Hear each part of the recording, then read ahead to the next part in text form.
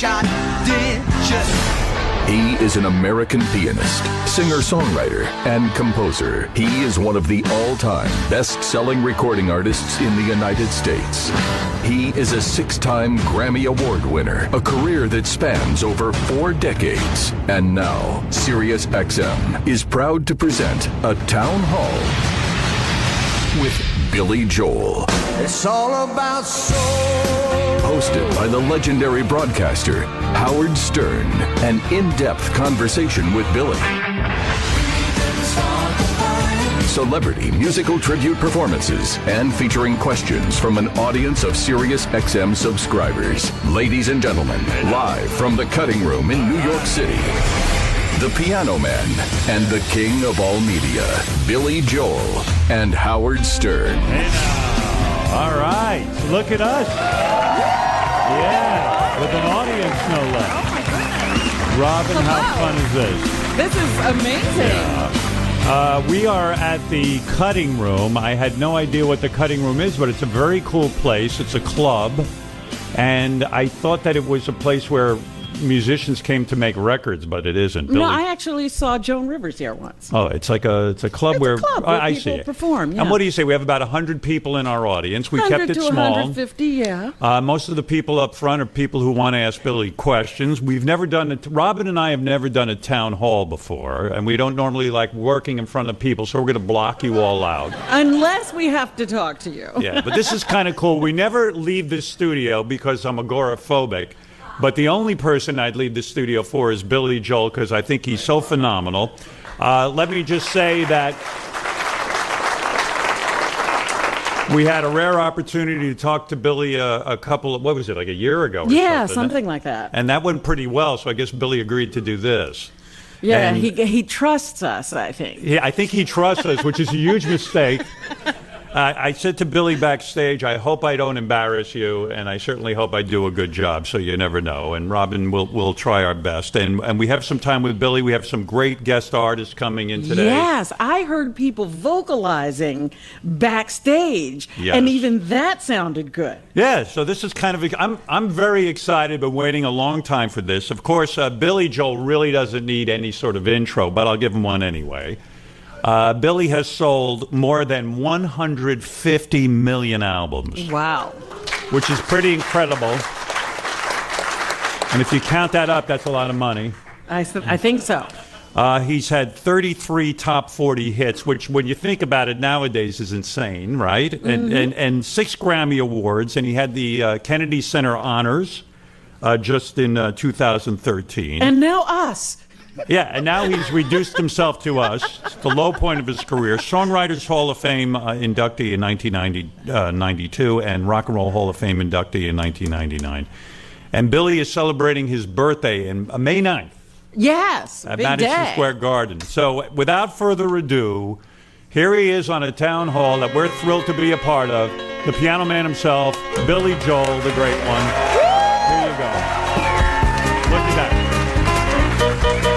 Wow. Standing ovation.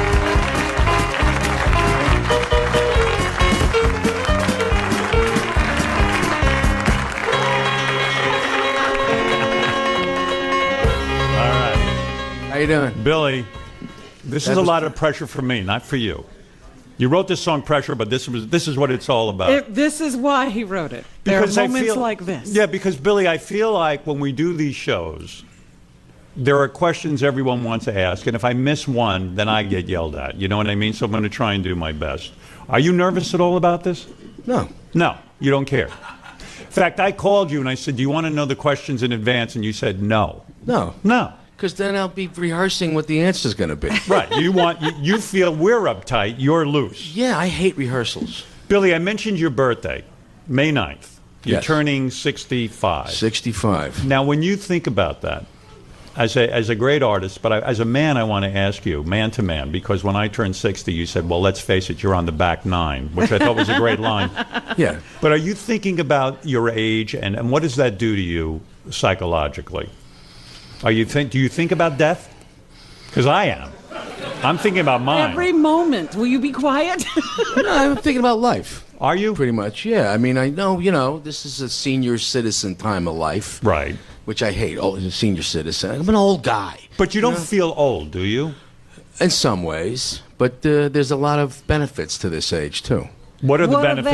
they? Yeah. Because I'm up peeing every 15 minutes now. You don't nickel and dime a lot of stupid stuff that you used to do when you're at this age. Your Right. priorities are pretty well balanced at this point.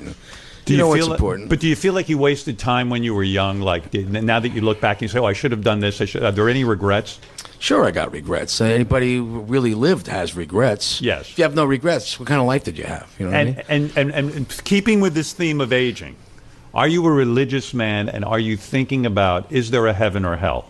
No. There is no heaven or hell. You're not thinking. Or you're not about thinking it. about it. I'm not going to say there is or isn't. I just don't believe there is. So you never go to a temple or a church, and you never sit there and pray and say, Just oh, in you know. case. Well, I used to go to church. Right. When I was a little kid. I mean, my family was Jewish, but I never had any Jewish upbringing. I never understood this. You because, went to a church? Yeah, why were you at a church if you were Jewish? Well, let me explain. Okay. I grew up in a neighborhood, and it was mostly Irish and Italian and Polish. Right. So everybody went to Mass. Right. I was in a Jewish family, but we never had any religious upbringing. The closest I got to Jewish was I got they clipped the tip. That was it. That was it. I had You no are say about that at all. You're circumcised. Yeah. And then I used to, all my friends went to Mass on Sunday. Yeah. So I would just go with my friends to Mass. I thought this is what you did.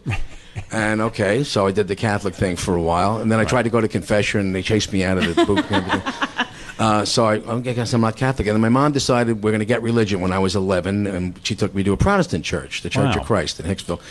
And then I got baptized. So, You did? Yeah, I was baptized in a Christian church. How many Wow. Jews can claim they've been baptized in a Christian church? All the Jews in Spain during the reign of Ferdinand and Isabella. Right. Yeah. Billy, I always ask you this. I'm changing topics for a minute here because when you're a musician like yourself, you wake up every morning with a song in your head, right? It doesn't mean you're going to write the song, but you do come up with a song in your head every morning, right? Yeah, I have a theme that I wake up with, and sometimes I try to shake it off. Will you play whatever is in your head right What now? happened this in other words, morning, there's a song in your head right now. You won't write any new songs, right? Really? I won't say I never or I won't. I just don't. But you won't record any new music. That's it. That phase of your life is over. I have no plans to. I'm not going to shut the door on anything. If I come up with some great songs that I want to write, yeah, I would do that. When is the last time you wrote a new song, that you would consider putting out on an album? I haven't written songs. I've written instrumental pieces, music pieces. And is that because it's sort of like a legacy thing? The older you get and the more success you have, do you become more and more cautious? Like, I don't want to have a flop album. I don't want to have an album that doesn't sell. So No. So is that why you That's back not- off? No. See, Nobody that's why sells albums anymore. No, that's what I'm saying. McCartney put out a new album, and he didn't sell a lot of albums. No. So do you as an artist say to yourself, hey, you know what? Why would I make a new album? I don't want to be embarrassed. I don't want to have people not buy my No, album. that's not it at all. Then what is the reason? I just don't want to. Everybody has a hard time understanding that. Why don't you write new songs? Well, you have to want to write new songs. I don't want to. I mean, Elton would say that ultimately. Why don't you write another album? When are you going to make another album? Right. And I used to say to him, why don't you make less albums?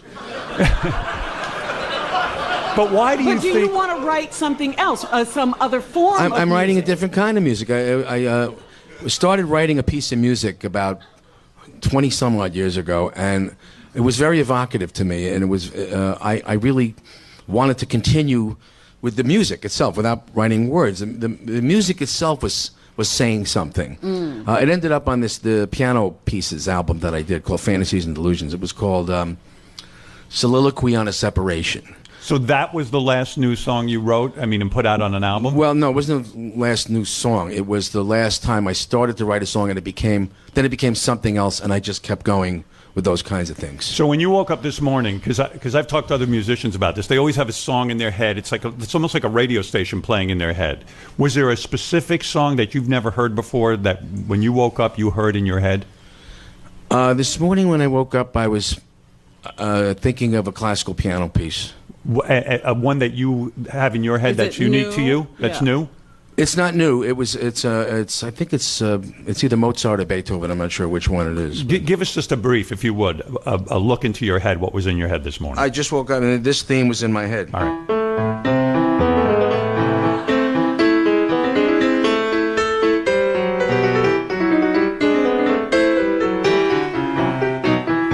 That's And when that's in your head, I like that. God, I should have stuck with piano lessons. Now, when that's in your head, do you feel compelled to go find the piano and play it? Do you have to get it out, so to speak?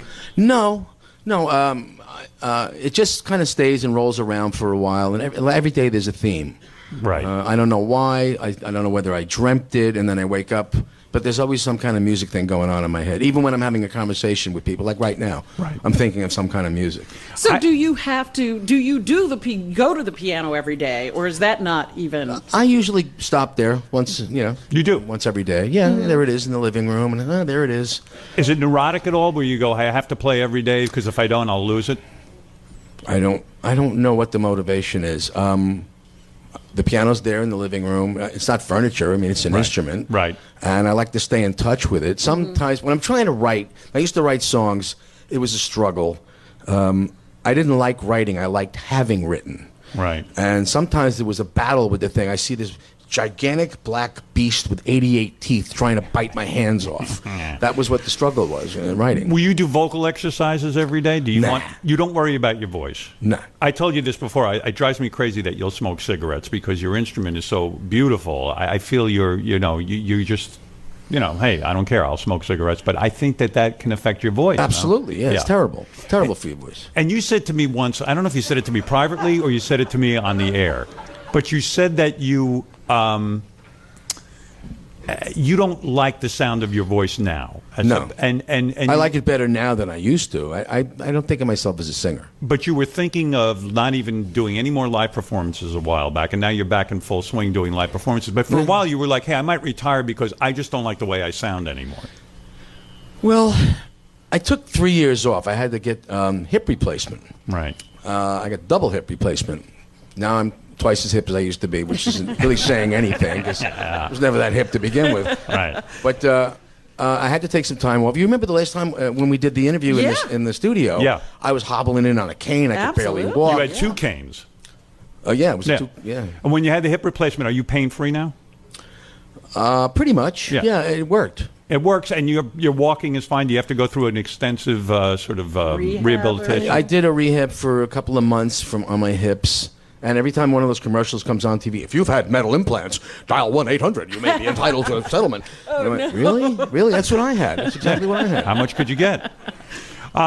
Billy, because this is a town hall, I'm going to turn it over to the audience for a couple of quick questions, and then we'll get back to some music. First of all, we're going to go to Joe Legato, I believe you say your name. Thanks, and you have a Howard. question for Billy. And Yes, Billy, I do. with the town hall, everyone has submitted Hi, Billy. questions. I'm right down here. Yeah. Hey, Bill. Stand up, Oh, okay. Bill. Joe, take it. Make It's hard it to see easy. with the lights. Sure, no problem. Go ahead, Joe. What's your question for Billy? Is there any song of yours whose meaning at the time you wrote is completely different from the meaning perceived by the general public? I got to digest that. Wait, say that again? Sure, no problem. Is there any song of yours whose meaning at the time you wrote is completely different from the meaning perceived by the general Yeah, public? Billy, a lot of times we'll hear a song of yours and we're convinced we know what was going on in your life and all And of what that. it means Yeah. to you. Yeah, but Okay. but does the public have it wrong on any of your songs? Yeah, there's a couple of them. One of them is a song called Laura, which I think a lot of people was about a woman who, like a girlfriend, Yeah. some ex-lover that was driving me crazy. How's it go?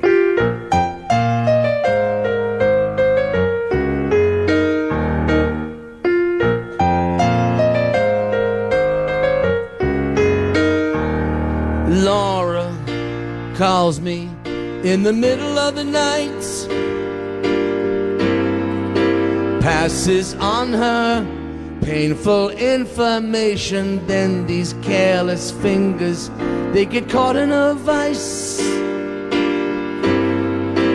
till they're bleeding on my coffee table, and it goes on and on and on. It's Isn't like, that, oh my. I always thought that was about a telemarketer who was driving you crazy. It What could does have it real- been. Yeah. What does it really mean, though? It's about somebody in my family who's Oh. a pain in the ass. Care to mention who they are? But they always say, oh, it's a lover, and he's a misogynist. All right. I And said, well, you can not like somebody in your family and not be a misogynist, you know. is the person's name actually that name, or you switched the No, names it to just protect- it fits. I It- see. it Do just- they know that it's about them? No. Joe They do now. Joe Costanzo has a question for Billy Joel. We're here at the town hall, and your question for Billy Joe. From Mauritius, New York. Okay. Working with Elton John, was there anything you learned from his piano playing style? Yeah, he's a much better piano player than I actually thought he was. I knew he was good, but I didn't realize how good he was till we worked together. He does a lot more solos when he plays his songs. We used to tour together, and when he would do his set, I'd be out there listening. I go, oh, he's doing it. And they would stretch out the song. And he played some great piano stuff. I think he's a fantastic piano player. And he plays in keys that I'm not all that familiar with. People think I'm a great piano player. I'm really not. I'm kind of just getting by. He plays, I used to think your song was in D, but it's actually in E flat, which is kind of an exotic key to me.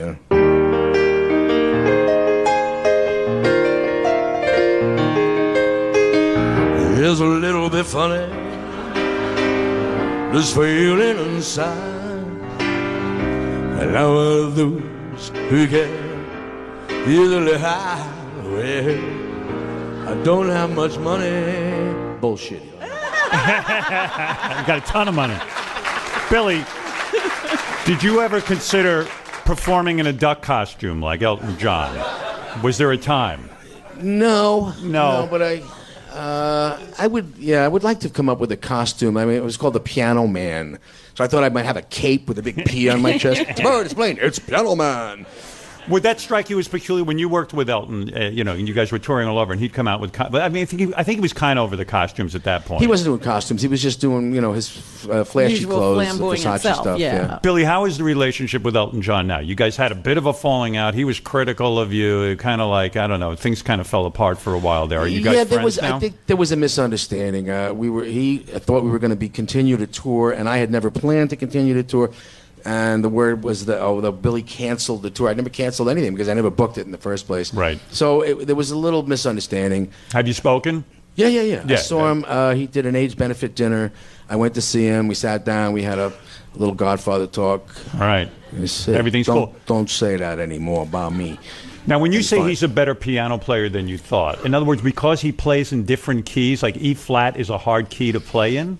Not for a lot of people, but for me it is. I don't understand why that's hard for you. I mean, why is E flat hard for you? I don't read music anymore. I forgot how to read music. You knew at one point how to read music? Yeah, when I was like 12 or 13, I could read it, but you stop doing it and you kind of lose it.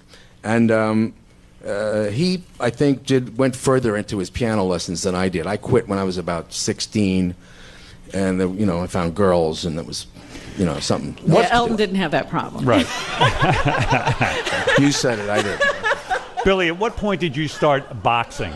How old were you when you started to become a boxer? I was about 16. 16? Yeah. And you didn't worry about your hands as a piano player? I did. Yeah, it's bad for your hands. And did you hurt your hands?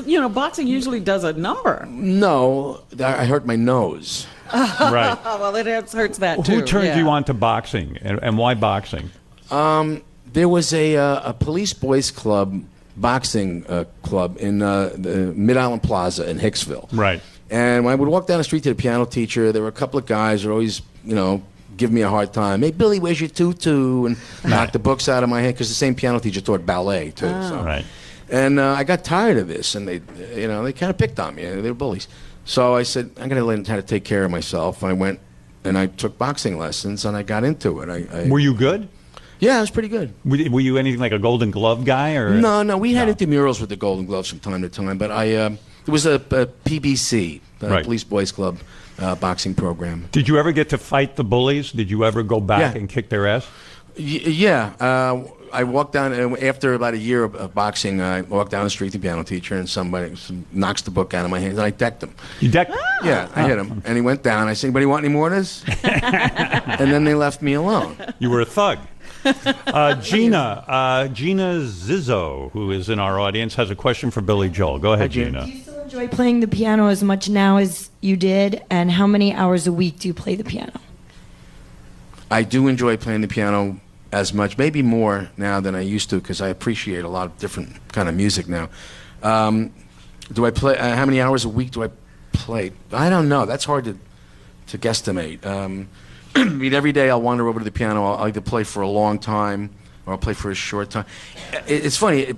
Time goes by pretty quickly when I'm playing the piano. I don't realize how much time is going by. I just kind of get lost in it. And then I look outside and it's dark. Oh. And I go, is that true? That's amazing. Yeah. It's a great time. Yeah. Yeah, you just go into this other world when you're playing. And you're not a man of a lot of hobbies, right? I mean, piano. I mean, I know you love boating, right? Yeah. But piano's the thing that takes you out of this world. Yeah, Still. piano can take me to another place. I mean, I have hobbies and motorcycles and boats, and I love my dogs. You know. Yeah, you got a good life, right? You're happy. Yes. Yeah, but Summer Highland Falls, I want to talk about that for a second from the Turnstiles album. To me, that was you writing about, depression, terrible highs and lows. Like the highs were too high and the lows were too low. But now I feel like your life is in a happy place, right? But back then, when you were writing that song, that was maybe the worst time of your life? No, that was, let's see, I wrote that in 1975, 76. I was moving back from California to New York. Right. It was a transitional time. It's more about manic depression than depression. I keep reading things about me. I mean, he's this depressed guy. No, but I had always heard that at some point in your life, like when you were a kid, you tried to commit suicide and all that. I never knew the depths of your depression, but it seemed, if that's true, it would seem to me that you were at a pretty low point. Yeah, I was 21. I think a lot of people go through that when they go through that 21, going out of adolescence into young adulthood. Right. It's a difficult transition to make. But that song was, there was a relationship that wasn't really working out, and it was very disappointing, and you want everything to work out, and when it doesn't, how do you deal with that? And you said musically, when you wrote the song, you wanted it to reflect the highs and lows Yes. of manic depression. Yeah, I'll show you. The song has a musical theme, and the left hand goes down, up, down, up, down, up, down, and then the manic part in.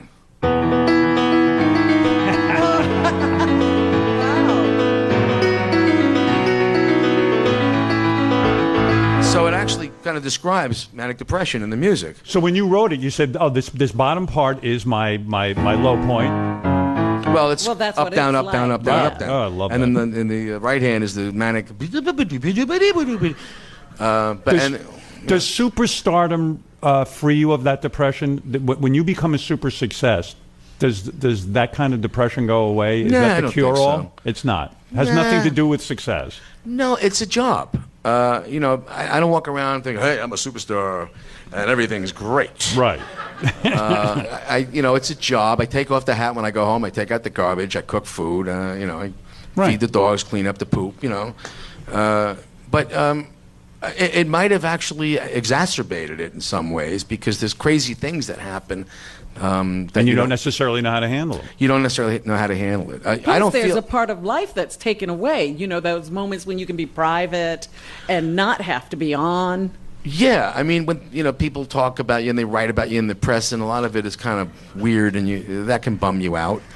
But Billy, I would love to hear some of that song, Summer Highland Falls. Okay, All right. okay, Thanks. that'll be $8.50. All right. Pass the hat, please. All right, I got some of the guys with me from my band. Yeah, who do you Tommy have? Burns. Tommy Burns is here? How'd you get him to show up? It's Tommy Burns on guitar, Mark Rivera on soprano sax. Nice. Thanks, Billy.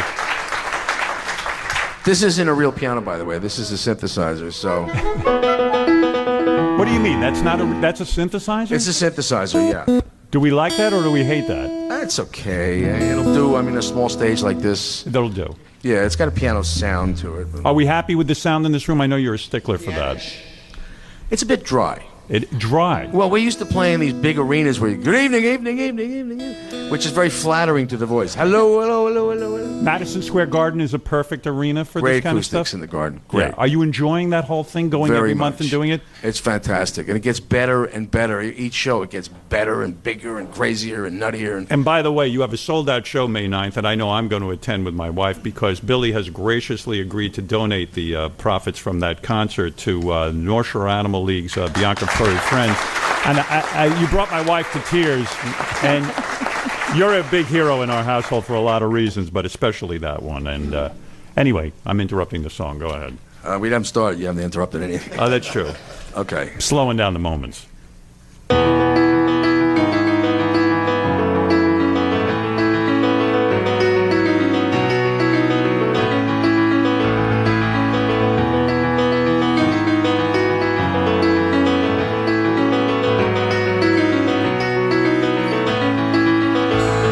They say that these are not the best of times, but they're the only times I've ever known.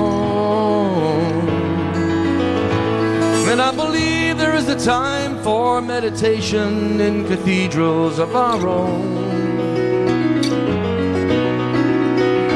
Now I have seen that sad surrender in my lover's eyes, but I can only stand apart and sympathize. For we are always what our situations hand us. It's either sadness or euphoria.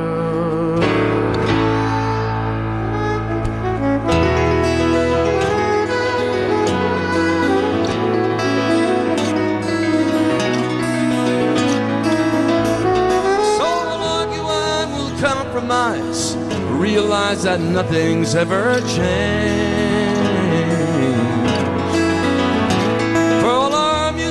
Experience, our separate conclusions are the same. Now we are forced to recognize our inhumanity. A reason coexists with our insanity. And though we choose between reality and madness, it's either sadness or euphoria.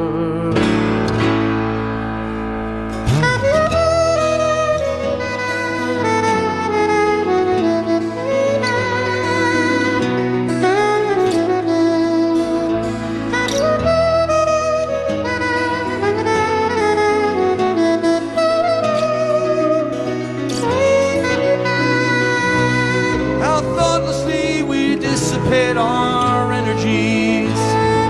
Perhaps we don't fulfill each other's fantasies. And as we stand upon the ledges of our lives with our respective similarities, it's either sadness or euphoria.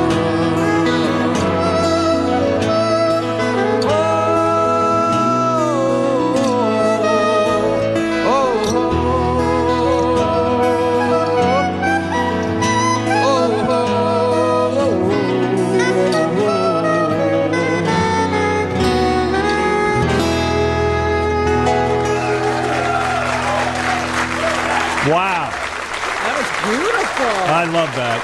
Thank you. I love it. And you know, the room is no longer dry because of what that song did to Robin. Oh, stop it. Wouldn't be the Howard Stern show without it. Tell me why. You know, on that song, your lovely saxophone player, you were practicing in the bathroom before we came out. I heard you. Why do you practice that song still? You've probably played that with Billy 10 million times, but why still the need to practice? Because of the key we chose. Yeah. Because of how things are. I just wanted to do it right, maybe. I thought I'd give it a shot. You mean we did this in a different key today than we normally do? Well, it was in flux. In flux. The key of flux. Billy, why would you change to the key of flux before? In other words, don't you always do it the same way? No. Why? It was actually higher. It was. Was it? Yeah. So you didn't even know that. No. I was in the bathroom trying to move my bowels, and I'm hearing the sax. Well, number one, practicing at the same time? Yeah, that's right. this time of day it's tough to sing. I mean, for most singers, their throat doesn't really open up till later in the afternoon. We used to sing it at night. So morning singing is kind of It's a different key. So you call an audible. You'll say to your band, guys, we're playing this in a different key now because my voice isn't up to doing it. Well, we've had to change some keys because my voice has changed. When I was younger, my voice was higher, and now I'm more of a baritone than I am a tenor. Well, that song never sounded better to me. I'm telling you, I loved it. Yeah. I thought it was beautiful. Billy, talk about the Kennedy Center Honors for a second. The Kennedy Center Honors, that just happened in 2013. Is that a big deal to you, or do awards mean nothing at this point? No, it's nice to get an award.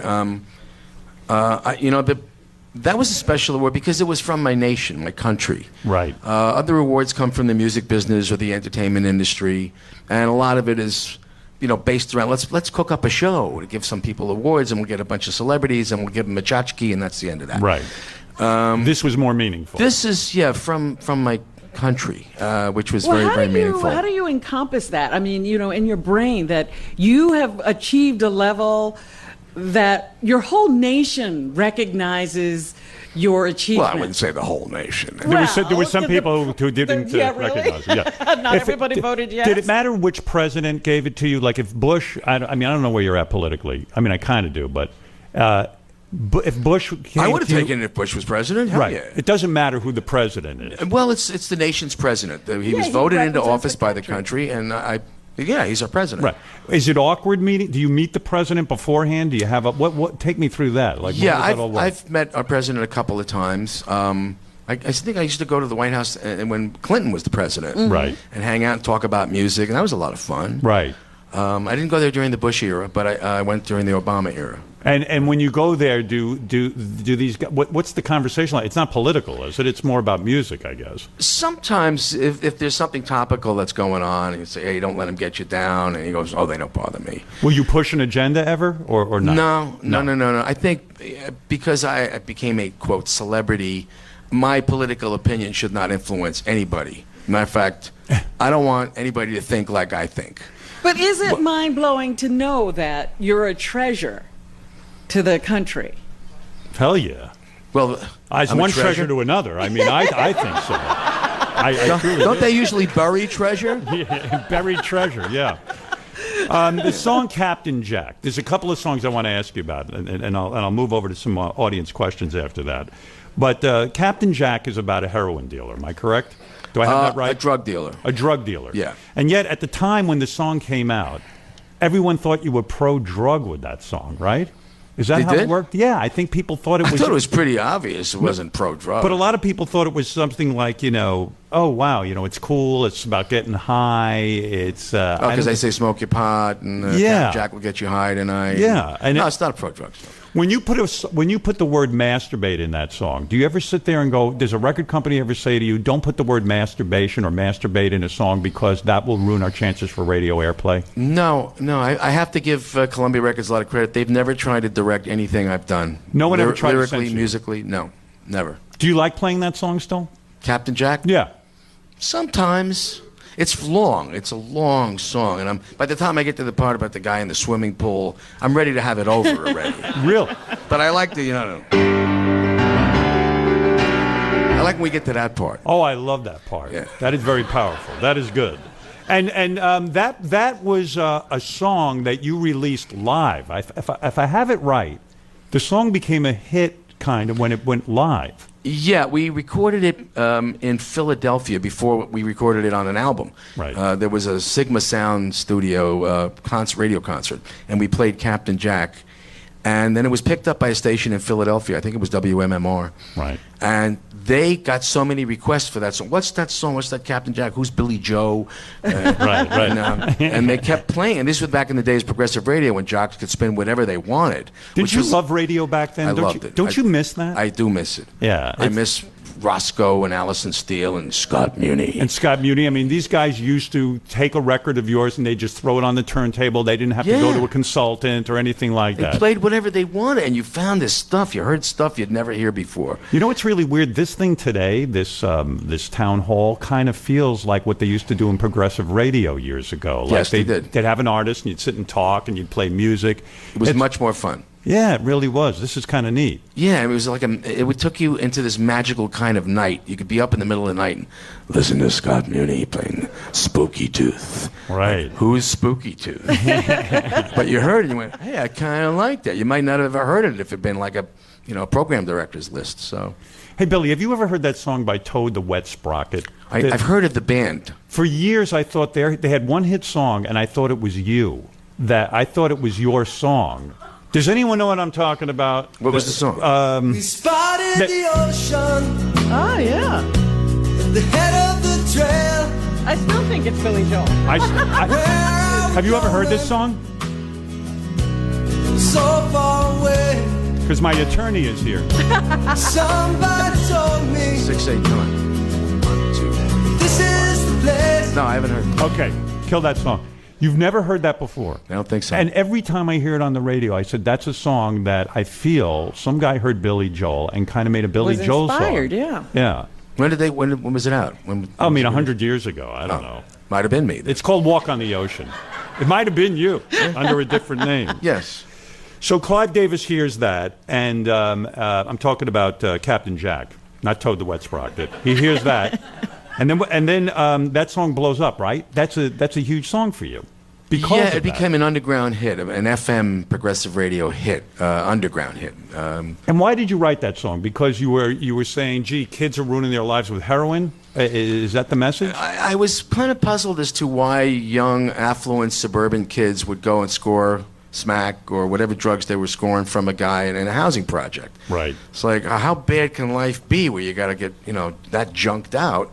A little preachy, your Right. mother still makes you bed. It's a little preachy, that song. Yeah, and you never tried heroin in your personal life. You did try it. Oh yeah, you did. So here you're singing about why would someone try heroin? But you had tried it. I just tried it once, and there's a song I wrote about it, which that's another misunderstood song. What is the misunderstood song by heroin?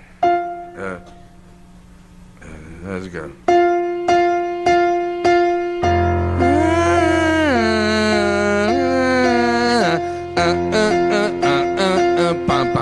It's called Scandinavian Skies.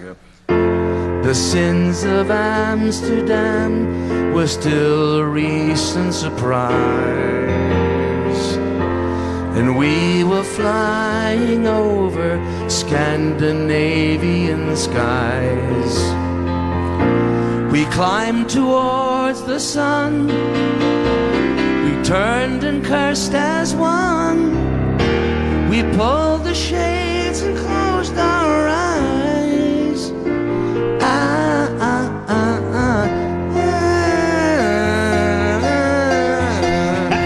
The Stockholm city lights were slowly starting to rise, and we were strapped against those Scandinavian skies.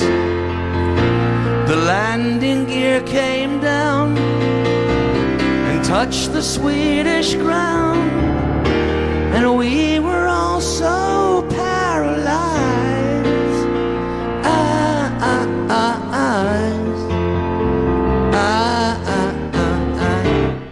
Who could say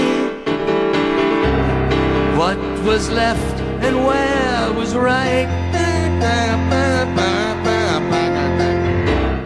By the way, I could play the blues all night. It goes into these weird chords. It was a heroin trip. And that sounded like heroin. Yeah. It does. We were in Holland. Why did you do it? I wanted to try it. Did you like it? It scared the crap out of me. But you only did it the one time. I did it one time. I said, well, I want to see what this is like. Was it because everyone at the time was sort of doing heroin and all all the rock stars were trying it to see, what the hell was going on? I mean, so many guys were doing it. Well, this was back in the early 70s. No, late 70s, I think. Right. And you're in Amsterdam, and there's all this stuff going on. I said, let me just try with this. Let me see what this is like. Do you shoot it or did you just snort it? I had it given to me. Yeah, but with a needle. Yeah. Wow. And so, and the effect was not pleasing to you? That's what scared you? No, it got me so high, I didn't know how to deal with it. I said, oh, my God, I can see how people can get addicted to this because you just get way out, and you just go to another place, and it's just, and you're into the blues. All you want to hear is the blues.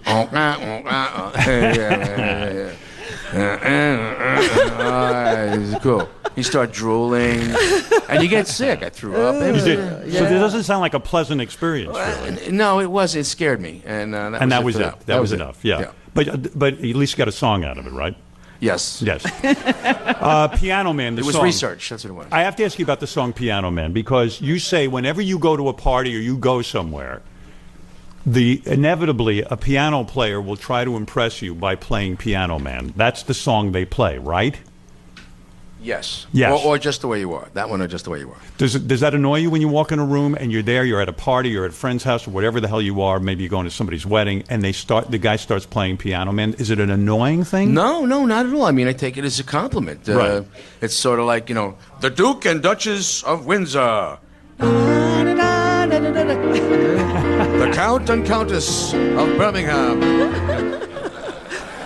Didn't the record company make you cut that song down to 3 minutes and 5 seconds? We had to edit it. Yeah, it was originally 5 minutes and something. And why did you have to edit it? Because they wanted a hit song? To make it a single to get played on Top 40 radio, they had time limits on what they like to play.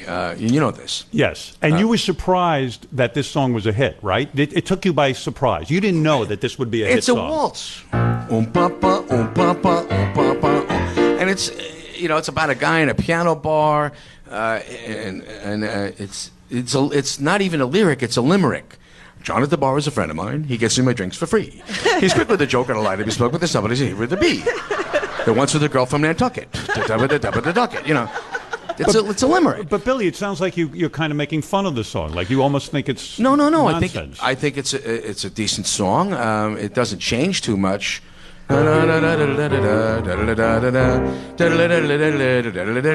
what? Jump an octave. Now what? La la la di da. Thank God for that part. La la di da da dum dum dum. Now what? And when they play it on a piano as an instrumental, it gets really poignant because it's the same thing over and over and over and over. Hey, Billy, how you doing?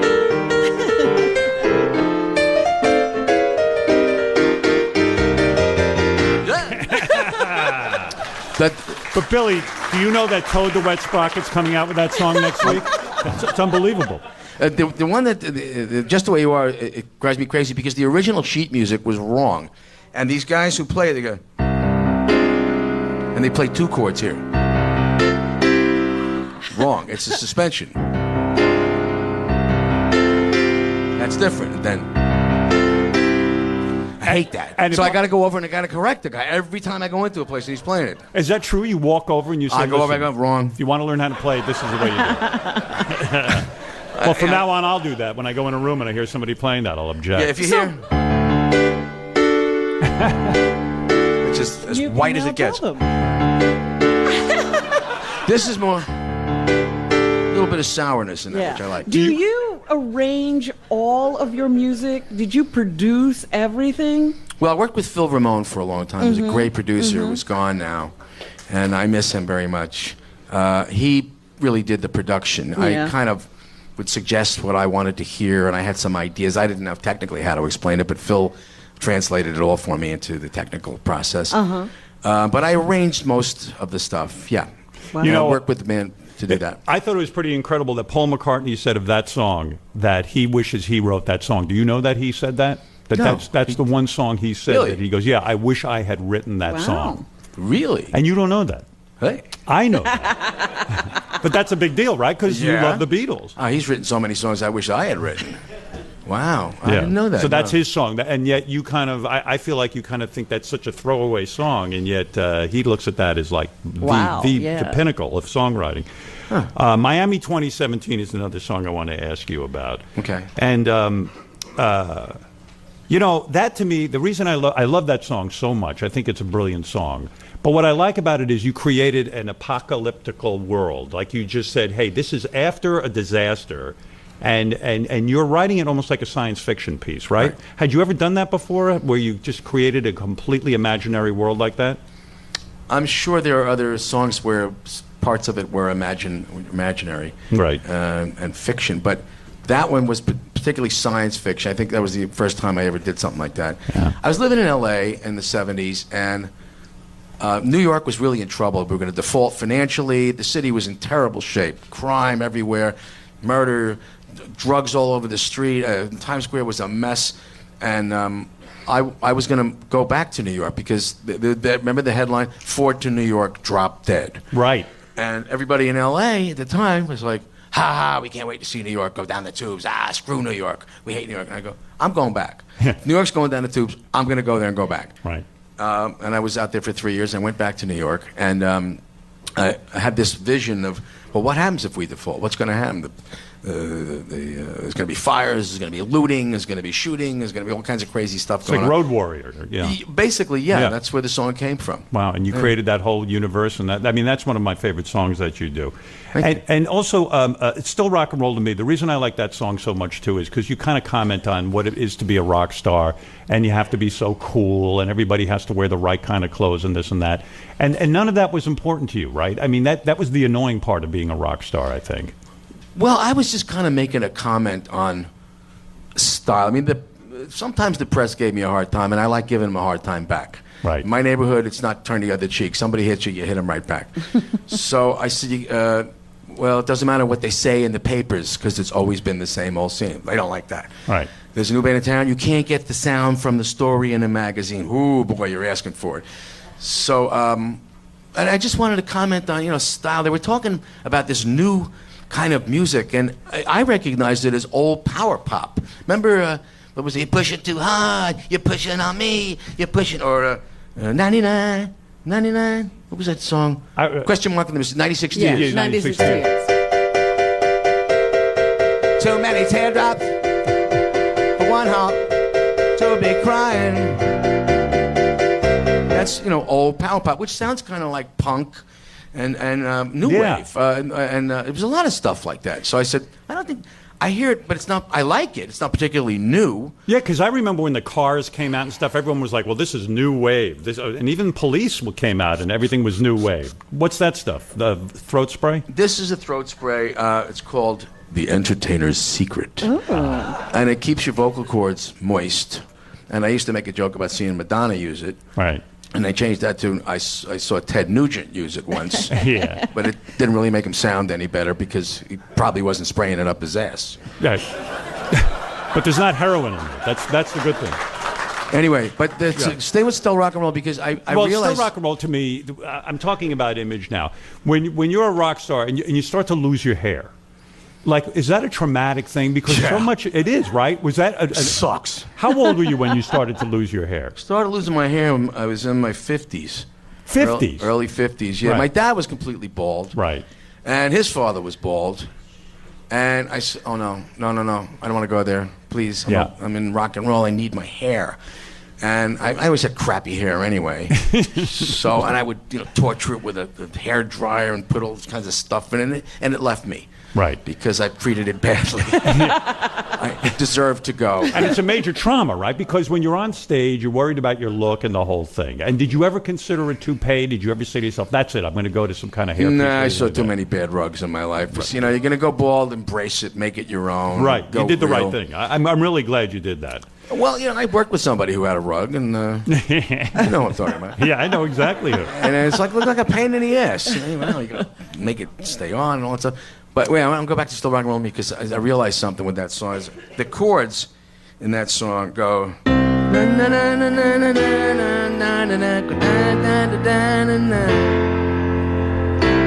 I should buy them all. See if you find this. Lay, lay, lay, lay across my big brass band.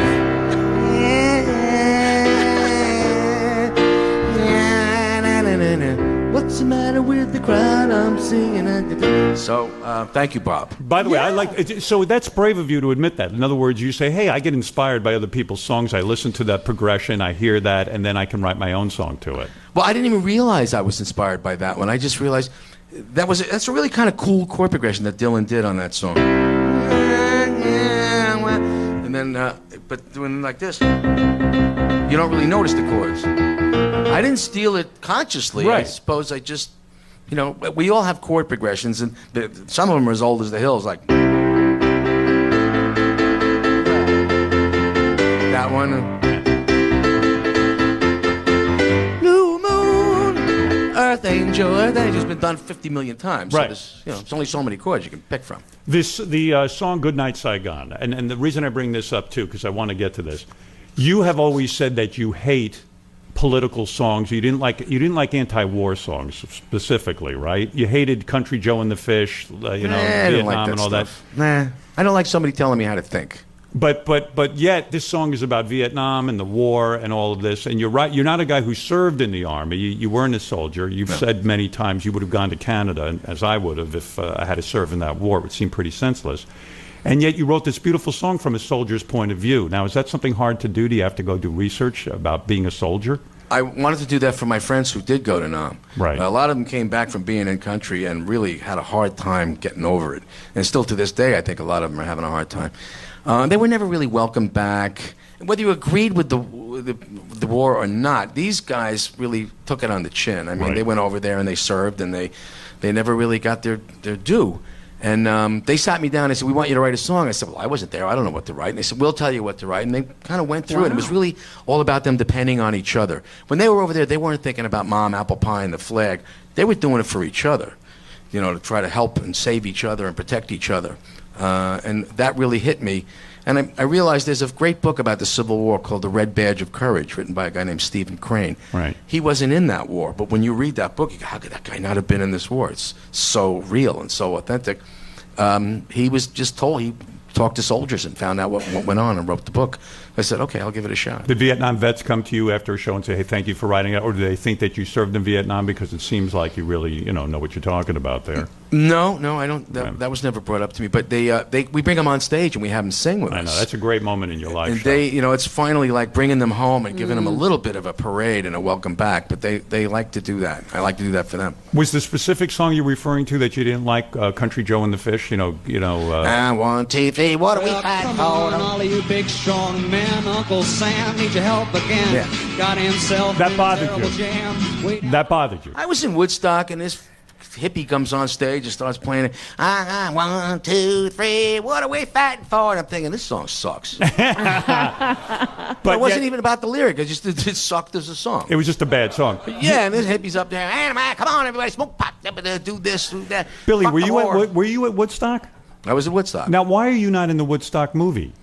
I wasn't playing there. I was in the audience with You were everybody in the else. audience. Yeah. Was that hard for you to sit there and watch people? I mean, how old were you at the time Woodstock happened? I was 20. 20. So you Yeah. weren't a superstar. You weren't known at that No, point. I was All not. right. So you actually went to Woodstock to hang out. Yeah. And who did you go with? I went on a motorcycle. I went on an old BSA, and which I'm glad I did because the traffic was so bad you couldn't get beyond a certain part of the thruway. Right. And I left the bike there near the fence and just walked in and went, oh, okay, this is cool. Millions of people, and this was great. How long did you stay for? I stayed for about a day and a half. I wanted to see Hendrix. Right. But then I needed to use the bathroom facilities. And I'm not a bear. right. Yeah. And the porta sands were pretty primitive. And and there was a lot of mud. And I think you had to do acid to stay there for 3 days. Was there free love involved when you were there? I was hoping You were there hoping. was. Nothing happened? No, I didn't get lucky. Because the general perception is that everybody was getting laid at Woodstock, but there were a lot of guys hanging out who weren't getting laid, right? Yeah, most of us, I think. Yeah, that's the real truth. But, I mean, that's not why I went. I went to see all these bands, these great bands 10 years after, and The Who and Hendrix, and there's a lot of good acts. So you never got to see Hendrix? I didn't get to see Jimmy. The last act I saw, I think, was Santana, who were great at that thing. But everybody was smoking pot. I didn't do anything in those days. I didn't drink. I didn't smoke pot. I didn't do anything. And everybody was stoned all over the place. And I was like looking at people, wow, look at these people. They're messed up. Did you have a ticket to Woodstock, or did you just No, drive you on just it? walked in. You just walked in. The fence was down when I got there. Do you like Crosby, Stills, and Nash when they do a song like Ohio? In other words, it's not the protest song that you hate. It was just Country Joe and the Fish specifically? Just that guy in that song bugged me. It bugged the hell out of you. You know, I mean, look, you're entitled to your political opinion, but when you start to compromise the music when you use it to deliver propaganda. Right. I think. Billy, I'm excited about this town hall. Not only are people going to ask you questions, I don't want to monopolize all your time, but we have a great artist here today who's actually, I think she has the #1 song in the country right now. Doesn't Adina have that? Yes. Yeah, Adina Menzel is here. And She's great. And yet she is terrific. And I have some interesting information about her. She's a fabulous actress and singer-songwriter, currently starring on Broadway in a new musical, If Then. She won an Oscar for Let It Go from the animated film Frozen. John Travolta just He made mangled, her really famous. mangled Right, her remember name. that. And she won a Tony for Wicked. Not bad. Adina, would you come on out? Thanks. Robin said,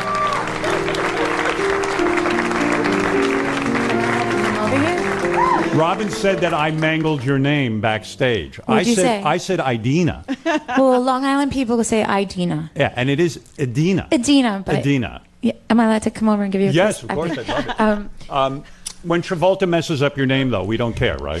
We care. We're in front of the whole world. Yes. But maybe it's a good thing. I mean, more people know Everybody was No, talking now about it's you amazing. the But next in day. the first Yeah. 8 seconds that I planned to be very zen and focus on this beautiful song to my son in front of Julia Roberts and Meryl Streep, I thought, don't screw me up right now, sir. Now, You know? now, Billy, you'll love this fact about Idina. I don't even know if you know this. Maybe she grew up in you grew up in Syosset, Long Island, right?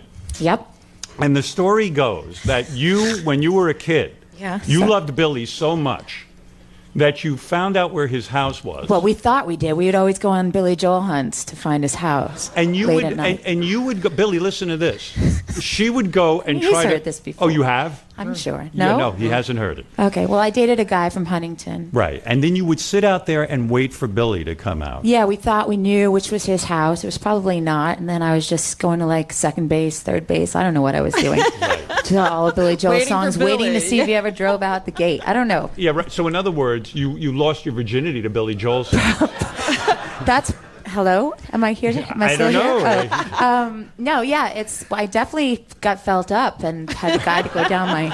Do you remember pants. what song you got felt up to of Billy's, so that we can know? Do you have any recollection of I that? love these days, probably. Really? Ah, it's pretty good. That makes sense. Yeah.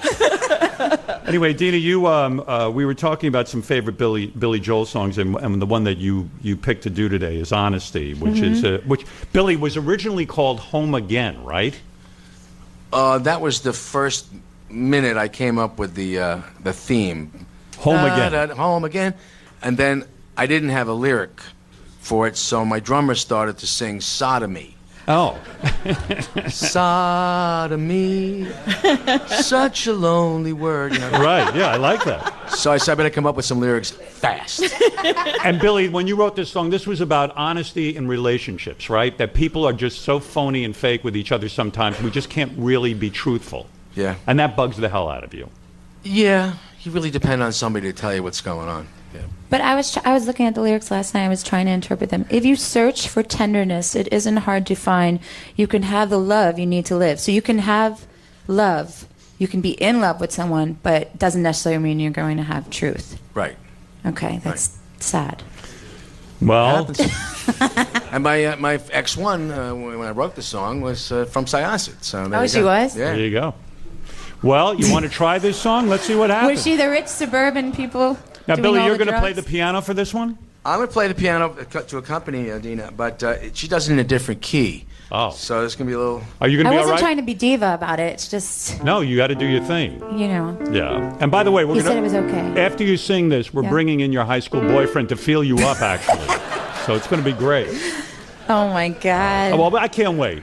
Adina, you're such a huge talent. Nad boy. And this is so much fun. Gonads. Here we go. Well, she's going to depend on me to do this right. So I do it in B flat. She's doing it in D.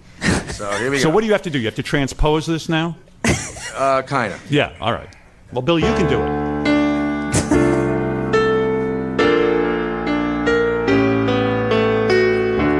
If you search for tenderness, it isn't hard to find.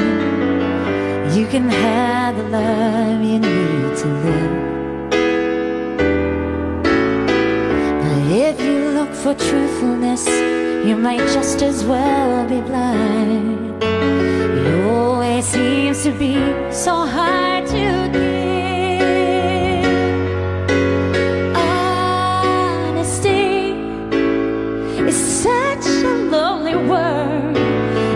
Everyone is so untrue. Honesty is hardly ever heard, and mostly what I need from you. I can always find someone to say they sympathize if I wear my heart out on my sleeve. See, it's down there. But I don't want some pretty face to tell me pretty lies. All I want is someone to believe. Honesty is such a lonely word. Everyone is so untrue. Honesty is hardly ever heard, and mostly what I need from you.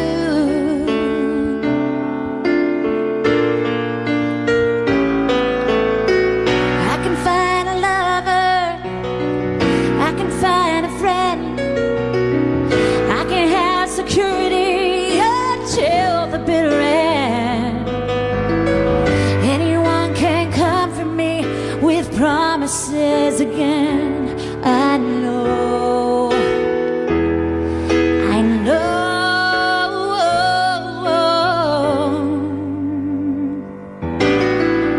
When I'm deep inside of me, don't be too concerned. I won't ask for nothing while I'm gone. But when I want sincerity, tell me where else can I turn? 'Cause you're the one. Oh, I screwed that up. How do I do it? 'Cause you're the one I only. How's it go, sir? You're the one. What? It's wrong here. How's it go? You're the one that I depend upon. Honesty is such a lonely word. Everyone is so untrue. Honesty, I can't even sing. It's hardly ever heard, and mostly what I need from you.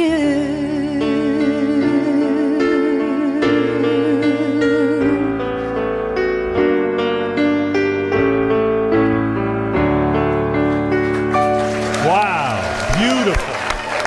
That was a dream come true for me. Fantastic. You were wonderful. Thank you, Adina. Thank you, Billy. Thank you. Thank you, Adina. Wonderful. I love that. That is so cool. Do you get off on that when you see other people sing your song and how they interpret it? Absolutely. Yeah, it's kind of fun, right? Well, that's what I really wanted to do, was to be a songwriter. I didn't expect to be a rock star. Does it bother you that there are guys who maybe don't, like more young artists don't call on you to produce their music or write songs for them? Actually, people have asked me to produce or be involved or write with them or do stuff with them. And why won't you do it? I don't want to. You don't want to? Well, I mean, there's some people I would like to collaborate with, I suppose, but I was so caught up in the treadmill of writing and producing and songwriting and performing and touring and recording. I just wanted to get off the treadmill for a while, so I kind of stayed out. Billy, I'm going to go to our audience because this is a town hall. Matt Lauer is here, ready to ask you a question from the Today Billy. Show. Matt, are you all right over there? I'm Hey, doing Matt. good, thanks. Stand How up, are you? Matt. Good to see you. Stand I'm up. good. Good to see you. Just a quick aside. You mentioned Miami 2017 about apocalyptic scenes in New York. I called you after Hurricane Sandy and asked you to come into NBC to do that telethon. A couple of days later, you sang that song and brought the room to a halt. I mean, it was amazing. It really was. So thank you for that. Thank you. I got two kids in Little League. When I go to their games, I get a knot in my stomach. What's it like for you to go to a club like this or to a theater and watch Alexa get on stage and play? See, I know she's really good. I've been with her since little childhood. She was always a good singer. She plays piano great. She's got a little ham in her, and I don't worry about her at all. I mean, I know she's going to be fine. Sometimes I watch her and I just start laughing because she's so good. I go, of course, yeah, it's okay, yeah, she's good. And I never worry. I don't worry about it at all. Didn't you ever wish that she would take a different career? To be Billy Joel's daughter and then to go into music, to me, would just It's be tough. It is hard, right? Yeah, there's a lot of resentment. There's a lot of supposition on people's part that she's riding my coattails. She just did a run at the Carlisle. Everybody thinks Dad set it up and Dad got her this and that. I didn't do anything. Right. She did this all on her own. She's been working on her own. She writes her own songs. She works with her own musicians. And she's a hard worker when she gets down to it. Billy, you have a sister, right? Yeah. You have one sibling. Right. Is it hard for her to I'm not going to say she lives in your shadow. I don't know her. But I would imagine there's got to be some family jealousy, or when somebody becomes so big and so successful like you. What's your sister's life like? Can she be happy for you genuinely, or is it a little difficult? I think she is. Yeah. Is she a musician at all? No, she's not musical. That helps. Yeah. I guess so. Yeah. No, but the family was musical. My father was a classically trained pianist from Germany. My mother was from. Her parents were British, and they sang all the time, British music hall stuff, Gilbert and Sullivan. I got a brother who's a conductor. My daughter's musical. I've got it. So I think it's somewhat genetic. Has your success ever hurt any relationship in your family where people just can't deal with your fame? Have people kind of just said inappropriate things to you, or, hey, you don't do enough for us, you should give us money? Has any of that entered into it? Once in a while, some relatives will hit me up for some money, yeah. Are you able to say no, or are you just a sucker and then give them No, there was one. I used to do gigs where he lived. He doesn't live in New York. He lives somewhere else. And he'd come up, and he'd come backstage, and he'd drink all the cruise beer, and he'd eat all the cold cuts. And he'd go, when are you going to get a real job? When are you going to get a real job? Yeah. This is when we were starting out. Come on, when are you going to get a real job? When are you going to grow up? So then it became a big thing, and then I went to play there in a big arena, and he shows up, and he goes, so, can you give me $50,000? Oh. Great. So I said, I'll tell you what, when I get a real job, we'll talk about it. But why do I think the song Laura is really about him? I think no, that's another relative. That's somebody else. There's a gentleman named Mark LaRosa. He's a subscriber to SiriusXM. Wants to ask you a question, Billy. Go ahead, Billy. Mark. Yes, sir. Are there any current artists that influence or inspire you to write now? Current artists inspire me to write right now. Good question. I don't keep up with what's going on. I have no idea. Have you heard any good songs on the radio where you said, "Hey, this is pretty good"? Yeah, I hear stuff once in a while, but I don't know who it is. Yeah. And I don't know how to find it again. I mean, I always listen to classical music. I don't even listen to rock and roll anymore. Isn't it liberating in a sense that you don't have to do that anymore? Like for a while, like I'm sure when you were younger and you're releasing albums and you're a young guy, you have to listen to everything, and it's sort of a competition. And were you constantly involved with the charts? Were you watching all of that? It wasn't so much charts. I was a fan. I was a rock music fan. I would go to the record store and I'd go through the LPs and Traffic. Oh, okay. Here's Procol Harum. I'd love going to the music store and know what was going on. I'd read the label. Right. Who the engineer was, who was the producer, who was in the band, who did the arrangement. I knew all these ridiculous things, non-essential things. Do you miss the form of an album? Are you one of these vinyl guys that feels like vinyl was the right sound for your music and that CDs are all wrong? I thought CDs sounded pretty good. I liked vinyl too, but when you get the crackle and the pop, but what I liked about LPs most was the size of it. Yes, you could actually see what people looked like, and you'd read all these liner notes, and it had artwork on it. Remember when I got Sgt. Pepper? Yeah, when you looked at albums like that, how important was it to you? Giving an album a name, like when you call an album Turnstiles, you spend like endless hours sort of thinking about that because it's a collection of albums and the artwork. How do you hire a photographer? How do you work all that out? It takes a lot of thought process. What's the artwork going to be? What's the title of the album going to be? What's the order of the songs on the album going to be? Were you disappointed in any of your album covers? Because it's usually either a picture of you. You were? Yeah, I don't really like me on the cover. You don't? No, I used to argue with the head of the record company, Walter Yednikoff. We put out an album called The Nylon Curtain. Right. And I just didn't want a picture of me on the cover. So we did a photo shoot, and I had this curtain on me. It's like you just saw a lump in a curtain. So I give it to Walter, and I go, here's the album cover. He goes, what is this, the schmata? Yeah. We're going to call it the schmata? You can't do that. I said, what do you mean I can't do it? I go, well, I'll put you on the back cover. I said, okay. Wasn't it incredibly brave of the Beatles to put out a white album? I mean, that was insane. I'm talking about from a marketing standpoint. Yeah, but they were so big at that time, they could do anything they wanted. They could put out a pink album and it would have sold. The reason you didn't want to put out an album cover with yourself on it, it's almost like you wanted to make it all about the music, right? Or is it that you just didn't like the way you looked? I mean, what was it? I'm not photogenic. Right. I'm not. People see me in person, they go, oh, you don't look so bad. Which is one of the good things about not being photogenic. Yeah. Because I look grotesque in the pictures, and then people see me and they go, oh, you don't look that bad. And I say, okay, so I get a leg up that way.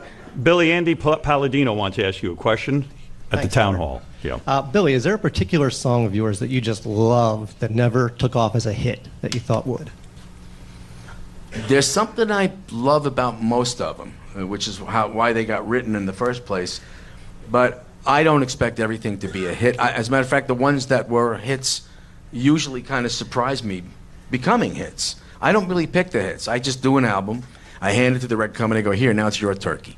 And then they figure out what they're going to put out as a single, not me. I have nothing to do with that process. And to give them credit, they've been pretty good. They got a pretty good batting average. Keeping in those lines, when you wrote down Easter Alexa, you said, "Hey, I'm going to give all the proceeds to this song to the Fishermen," right? Yeah. And the song wasn't a commercial success, which is mind blowing to me because I think it's one of your best.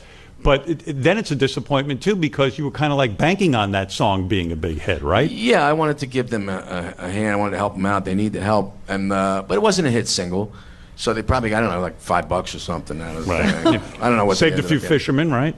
Yeah. Yeah. Billy, we have another artist here who's going to perform one of your songs, and I'm really excited to say Pink is here, and here she comes. She's sold more than 45 million albums, Billy. She's had 19 top 20 hits on the Billboard Hot 100. She won 3 Grammy Awards. In 2009, Billboard magazine named her the #1 pop musician of the decade. And aside from all that, she's married to a professional motocross racer, which is pretty incredible. And is hugely successful. And I haven't seen her in 100 years. I mean, it's been a really long time. Hi. You look great. Great to see you. Thanks for coming. So fun. Yeah, this is so much fun. Thank you for being here. Yeah. Now, Pink, I think with this song, the song you've chosen to do today is She's Always a Woman, right? And Pink, this song of Billy's is a song you walked down the aisle to, I think. Did. You did? Wow. Why that song? How did it have special significance to you, or is it just a pretty song? It's people, I have been told, not that much, but I've been told a couple times, you know, you changed my life. And I'm like, yeah, it's so nice. Wow, that's so cool. But I could turn around and with all of my heart and soul say the same thing to you. Like you were like a god that I prayed to as a child. Because I'm a Jew too that got baptized. When did you become Pink? When did you become aware of the? Yeah, look my what Billy dad. started. My dad, who's here, is. Where's your dad? Right here. Right there. All right. And my dad was my other god, and I got to see my dad become happy when your songs came on, and we sang them together, and it's shaped and painted my whole life. And I've always said that Billy is a person that can paint a picture for you with words, and it's unique to him. He does that like no one else in the world can do that, and it's changed my life. And when I sit down to write a song, my thought is, this is gonna suck, and I'm never gonna be Billy Joel. I'm never gonna be Billy Joel. This sucks. I shouldn't even fucking do it. But I do it, and Billy, it sucks. That's pretty amazing when a younger artist says this to you. I mean, that really is your legacy, right? I mean, you've become so important to so many young artists, which is so great. This song, though, she's always a woman. I wanted this song to be about me. But it was about Billy's ex-wife, right, Billy? You wrote this about your ex-wife. Yeah. Yeah. And now, I know your girlfriend now. She's a lovely woman. Does she expect you to write a song about her because you've written about other people? Like, is there that pressure in the relationship? A little bit. A little bit. Really? Oh, because I thought maybe you could just exchange and say, no, I was thinking of you. Well, every time I wrote a song for the person I was with, the relationships didn't last. Right. It was kind of like the curse. Really? So, okay, here's your song, and I might as well say goodbye now. You know? But the thing I like about this song kind of talks about falling in love with a woman so totally you can even accept her for her flaws, right? Is that accurate? I don't know if I should explain my definition of what the song is. Come on. Because I one time was accused, he's a misogynist. He says she cuts him and she does this and he hates women. I said, what are you talking about? It's really about this person was in the music business, and it was new for women to be in business at that point. Right. And she was getting called to this and to that and the other thing. I said, and so if you look at the structure of the song, she can do this to you, she can do that to you, she can do that to you, but she's always a woman to me. Right. That's how it goes. So that was the point of the song. Like they're bitching about her, and I'm saying, you can bitch all you want. She's great at business, and she's comes home and she's a woman with me. Right. So, and this was influenced by Gordon Lightfoot somehow, which I don't understand I don't that. understand that at all. well, it's kind of a folky arrangement. I always liked Gordon Lightfoot, and he wrote great melodies. He wrote great folk songs. So Pink and Billy are going to do this song, and this is "She's Always a Woman." I promised that 2 of the notes are going to be wrong. Oh, really? Well, we're going to I duet, promised to screw up 2 parts. but it's live and it's not taped. And We're hanging out in a living room. Think of it like that. And Billy's here, and you're here, and Yep, you're just I'm taking jamming. my shoes off. now, Take which your part shoes am I off. doing? I'm doing the first part, and you're doing the second thing. Yeah, I'll do the first. She starts. Okay, good. We You worked just this point out to me this when you morning. want me to. Okay. She can kill with a smile. She can wound with her eyes. She can ruin your faith with her casual lies. Now, what she wants you to see. Well, she hides like a child, but she's always a woman to me. She can lead you to love. She can take you or leave you. She can ask for the truth, but she'll never believe. And she'll take what you give her as long as it's free. Yes, she steals like a thief, but she's always a woman to me. Oh, she takes care of herself. She can wait if she wants. She's ahead of her time. Oh, and she never gives out, and she never gives in. She just changes her mind. Promise you more than the garden of. See, I told you I promised. Then she'll carelessly cut you and laugh while you're bleeding. But she'll bring out the best in the worst you can be. Blame it on yourself, 'cause she's always a woman to me.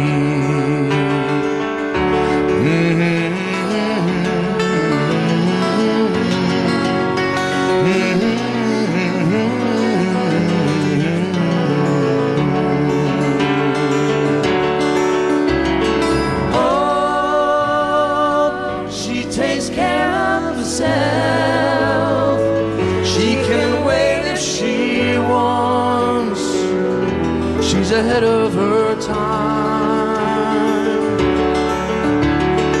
Oh, and she never gives out, and she never gives in. She just changes her mind. She's frequently kind, but she's suddenly cruel. She can do as she pleases. She's nobody's fool. Convicted, she's earned her degree. And the most she will do is throw shadows at you, but she's always a woman to me.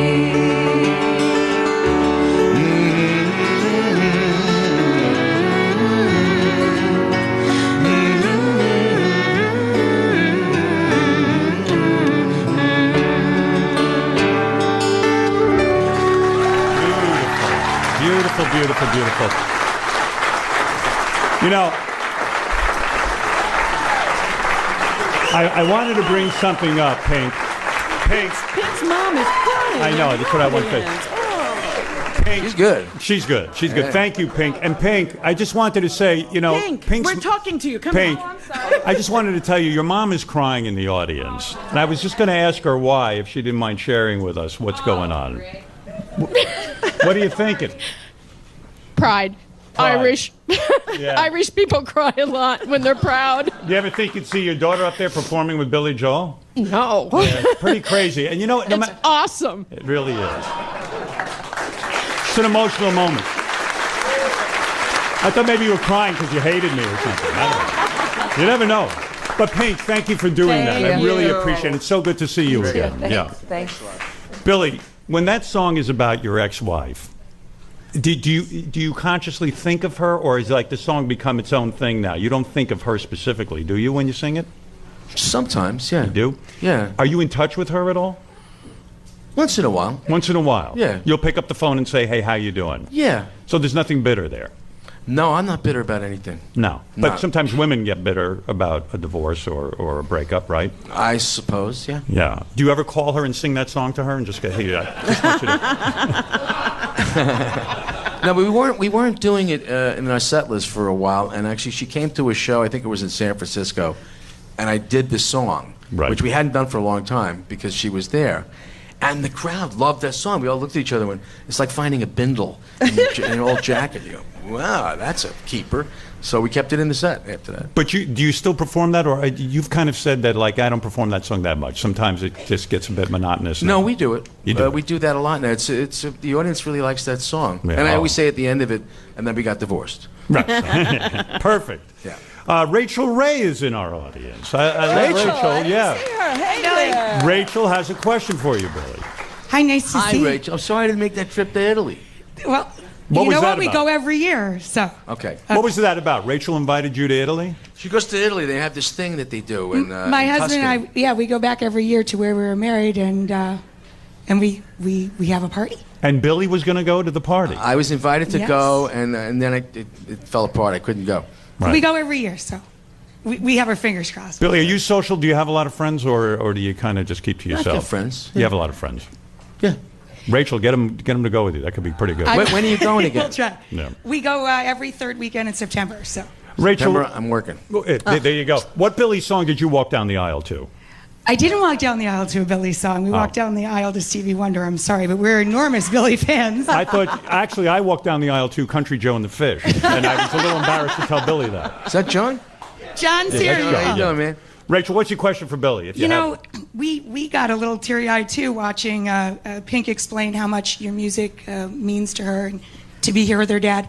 We were wondering this morning, who's your favorite piano man or piano woman? Who's someone that their work really moves you, or that you love to listen to, or that influenced you? My favorite piano player, singer was Ray Charles. He was my favorite of all time. Is that why your daughter's middle name is Ray? Ray, yeah. I named Alexa Ray after Ray Charles. Yeah. Yeah. And I actually got to work with Ray Charles once, which blew me away. It was, Is that intimidating when you? yes. Yeah. It was like watching he's going to come into the studio, and he comes in, and he's got the shades, and he's got somebody helping him because he can't see, and it's like the Washington Monument walking into the place. He's really here. What do I do now? Was he easy to talk to and work with, or was it just too overwhelming? He's intimidating. I mean, I'm in awe of this guy. And he was going to count the song off. Now, the song's called Baby Grand, right?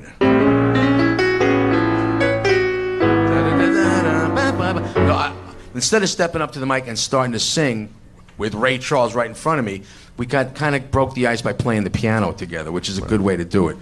But he does it now. The song is 1, 2, 3, dun, dun, dun. So to get the count, you gotta go 1 and 2 and 3 and. But his count off was 1, 2, and I'm thinking I'm fucked. 3. Where is it? You need the tempo in there. But it was fun. It was really cool.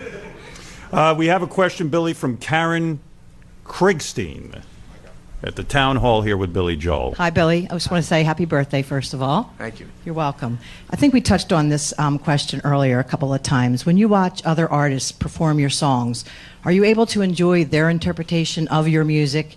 Are you ever thinking, I should have done it differently like they did? And have you ever really disliked someone's version? That's a good question. Yeah.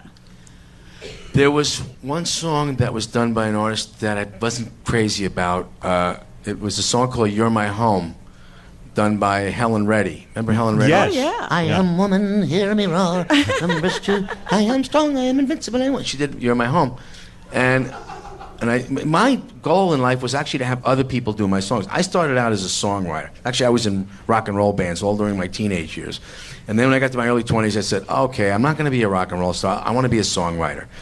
And I wrote songs, and the advice I got from the music business was make an album so they can hear your songs. Okay, made the album. Then, okay, now you made the album. Go out on the road and promote the album. Okay, so and I'm out on the road, and it's starting to become Billy Joel. And I thought this is a weird way to be a songwriter, but it just happened to coincide with what they now call the singer-songwriter era. James Taylor, Carole King, Harry Chapin, Richie Havens, Cat Stevens, just a whole bunch of singer-songwriters. And so I became Billy Joel, which to me is very kind of funny. Yeah. I am this rock star. I said, wait a minute, this is all a big accident. You guys don't understand. You shouldn't, I shouldn't be here. But my main thing is wanting the songs to be covered by other people, because you go through a gestation period when you're writing something, and it's almost, the only thing I can compare it to is like a pregnancy. And you can't wait to get this song out. And then you go through the birthing process, which is very painful. I don't know what it's like to have a baby come out of me, but I know what it's like to have a kidney stone, and I heard it was pretty close. Billy, when you're in the studio and you're making a record, how long do you labor over that record? Like, They're all different. Really? Yeah, like the Nylon Curtain took a year to make, and An Innocent Man took about 2 months. And why do you think that is? Sometimes it just comes out quick, and sometimes you're on a roll and you just go with it. Do you ever get obsessive with the song? You hear it played back and you go, no, I can still make it better. I can still make it better. How do you know when to put a song down and say, that's it, I'm done? That's an art to learn. You have to know when to walk away. Sometimes it is what it is. Leave it alone. Go away. Move on. Next. Because if I spend too long working on something, I start to hate the thing. But do the better songs are the ones that come out fast? Usually the better songs. The better songs come quick. Like New York State of Mind took like 10 minutes. Wow. Just the Way You Are was around in my head musically, but the lyric came in about 15 minutes. Wow. Get back to Helen Reddy for a second. Yeah. So where were you when you heard the Helen Reddy version? I was in song? Los Angeles, and I was really happy that I heard, a big recording artist did my songs. Great. Here I am. I'm on my way. I'm going to be a songwriter. Barbra Streisand covered one of my songs. And Helen Reddy did a song, so I heard the song, and it was like, not really my cup of tea. So when I would go on stage and play it myself, I said, here's a song I wrote that Helen Reddy cut to shreds. It's just like a real stupid New York wise-ass Long Island thing to do. Right. So her manager calls me up, and he goes, I heard that. We heard that. So you think she cut it to shreds? She's never gonna do that song again. So I said, is it a threat or a promise? Thank you. Keep doing this stupid Long Island chip on my shoulder thing. By the way, Billy, here is Helen Reddy now to come out and sing your song. No, just kidding around. Hi, Helen. Big surprise. Hi, Billy. Fuck you. Billy, Jonathan Schmidt has a question for you. Hey, Billy. Yes, sir. How would you describe your relationship with Howard, and what would you say is the main reason for why the two of you become such good friends? This Howard, yeah. This Howard. Wait, which Howard are we talking Howard about? Stern. Howard the Duck? I don't know. He's just an easy guy to hang out with. If you only know Howard from media and listen to the show, he's this crazy guy, and what's he going to do, and he's a nut, and how can you just kind of have a relaxing time with the guy? But you take the mic away from him, and he's just like me and you and anybody else. Billy will come over to my house for dinner, and I can't say I hobnob with a lot of big celebrities, but I find, for me, when Billy comes over, he's one of my few friends that actually wants to talk about politics. He wants to talk about the world situation, and I find I have a lot of friends who kind of don't care, and they only want to talk about something frivolous, and I have to say he's one of the best conversationalists off the air, and just sitting and talking about real estate. I mean, he's got great stories about selling his house to Jerry Seinfeld. He's got stories about world politics. He's got stories about meeting great people. He's really one of the most fascinating men I've ever met, and I'm honored to have him as a friend for that reason. I really, truly am. Well, he's always got good food at his house. That's true. He has good food, and he always says, there's some people, like the people who wouldn't leave. You have company, and they don't know when to go home, and you got to stand up and go, well, we don't want to be keeping you guys up, But Howard pointed out, he goes, you're a good guest because you eat and you go. He really does. That's what I love about this guy. Really, it's like, I don't care who comes to my house. After we eat, come on, I'm tired, let's go to bed. And Billy's tired. We're both equally tired, which is really, really good. Yeah, we hit that end at the same time. Billy, when you record, this is going to be I know I'll get shit for this question, but when you record with Ray Charles, does he come over, and I don't mean this as a joke, does he come over and feel your face to see what you feel, to see what your face look like? Yeah. He does? Yeah, he did. He touched my face. And is that like I would imagine that's like an unbelievable experience. Yeah.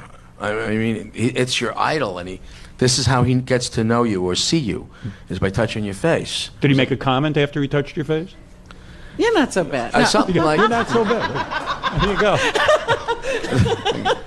You're a lot uglier than I thought you were, or something like that. Well, no, did you know what he said? He said, relax. Relax. Because he could tell I was all, you know, shivered up. Billy, we now are going to be joined by a great artist who has won 2 Grammy Awards, an Academy Award for Best Original Song in 2007. I'm so psyched she's here. Yeah. This is Melissa Etheridge, everybody. Wow. Wow. There she is. How exciting. We are so just laughing. This is fun. Yeah. Yeah. This is awesome. Melissa, first of all, congratulations on your engagement. Oh, yes. Yes, that's a big deal. They let us get married now. Yes. They do. It's amazing. And so you're ready to take the plunge. Yes. Yeah. Totally. I've been fighting for this for years, yes. Why'd you choose the song Only the Good Die Young, Melissa? Because it's funny, Billy asked me before, and I said, no, I don't want to tell you. I want it to be a surprise. Because when I was in high school, I started playing music. I relate a lot to Billy Joel because he grew up, he played in the piano bars, he played in cover bands, and that's exactly, there you are. Yeah. Sort of right behind me. From you. And so when I heard his story, when I was in high school and I was playing piano bars and cover bands and stuff, I was like, oh, he's the guy, he did that path. Right. And so I have played Just the Way You Are a million times. I have played Honesty. I have played, all those songs and loved them and always, just like Pink said, I always looked to the songs. He was a songwriter. He was a singer-songwriter, and every word meant something. So I chose this song because I never got to sing this song. Wow. When I was a youngster, because it was the end of the 70s, and a girl could not sing this song. But this song, of all of his songs, really resonated with me. This song, when I was a senior in high school, this song, I used to have to run out of the room when it came on because it hit really close to home.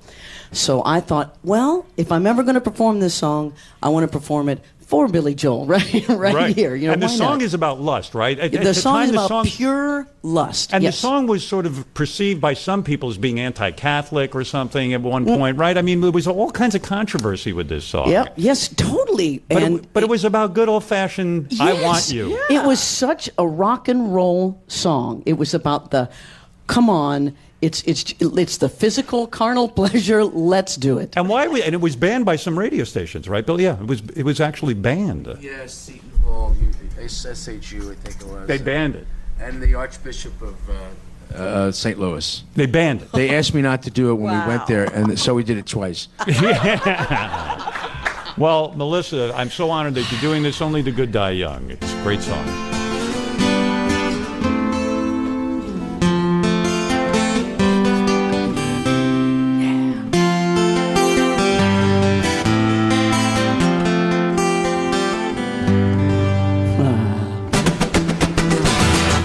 Virginia, don't make me wait. Oh, you Catholic girls start much too late. But sooner or later, comes down to fate. I might as well be the one. They showed you a statue, told you to pray. They built you a temple and locked you away.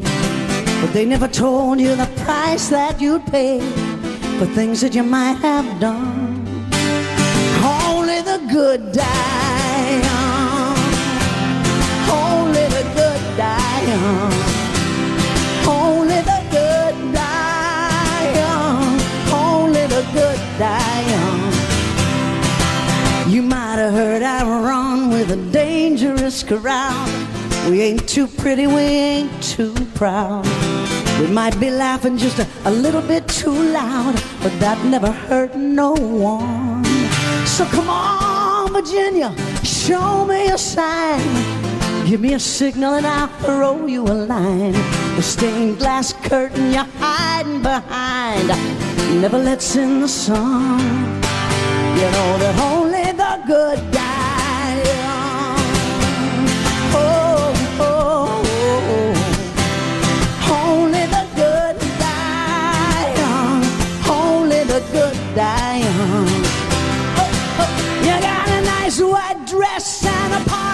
your confirmation. Oh, you got a brand new soul and a cross of gold. Well, Virginia, they didn't give you quite enough information. Oh, you didn't count on me when you were counting on your rosary. Oh, they say there's a heaven for those who will wait. Some say it's better, I say it ain't. I'd rather laugh with the sinners than cry with the saints. The sinners are much more fun. Only the good die young. Only the good die young. Only the good die young. Only the good die young. Told your mother, told you the only thing I could give you was a reputation. Hey, she never cared for me, but did she ever say a prayer for me? Oh, oh, oh, come out, come out, come out, Virginia, don't make me wait. You Catholic girls start much too late, but sooner or later comes down to fate. I might as well be the one. Only the good die young.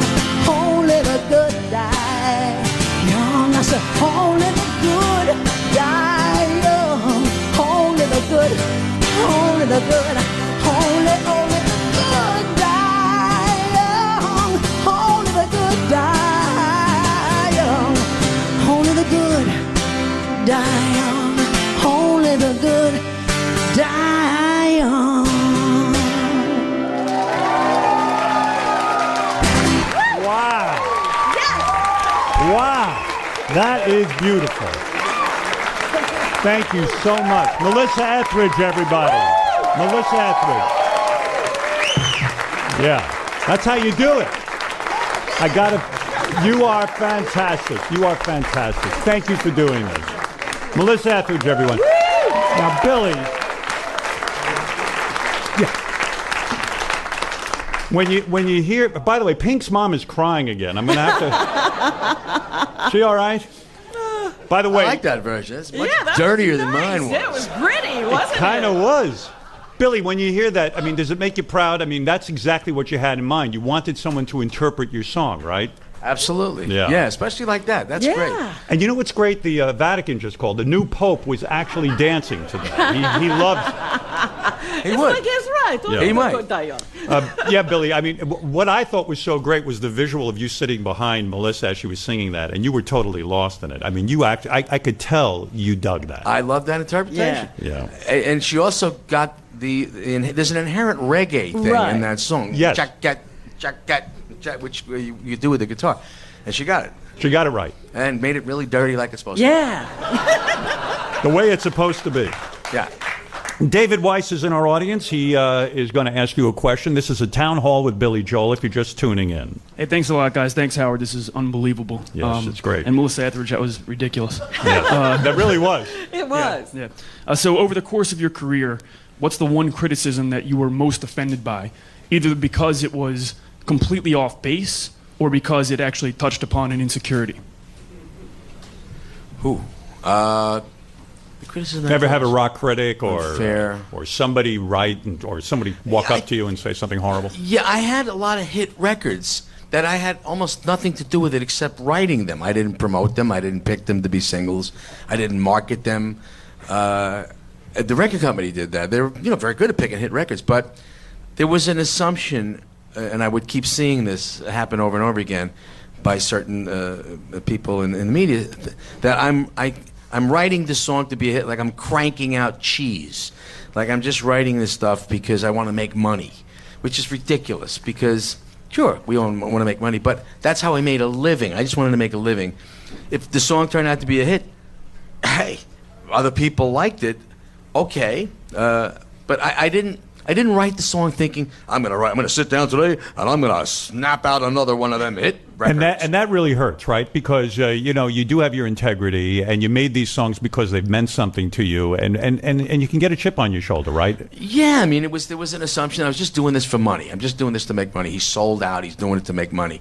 If I was really so worried about my money, I should have looked after my money, my real money, and a lot better. I got ripped off twice, really bad.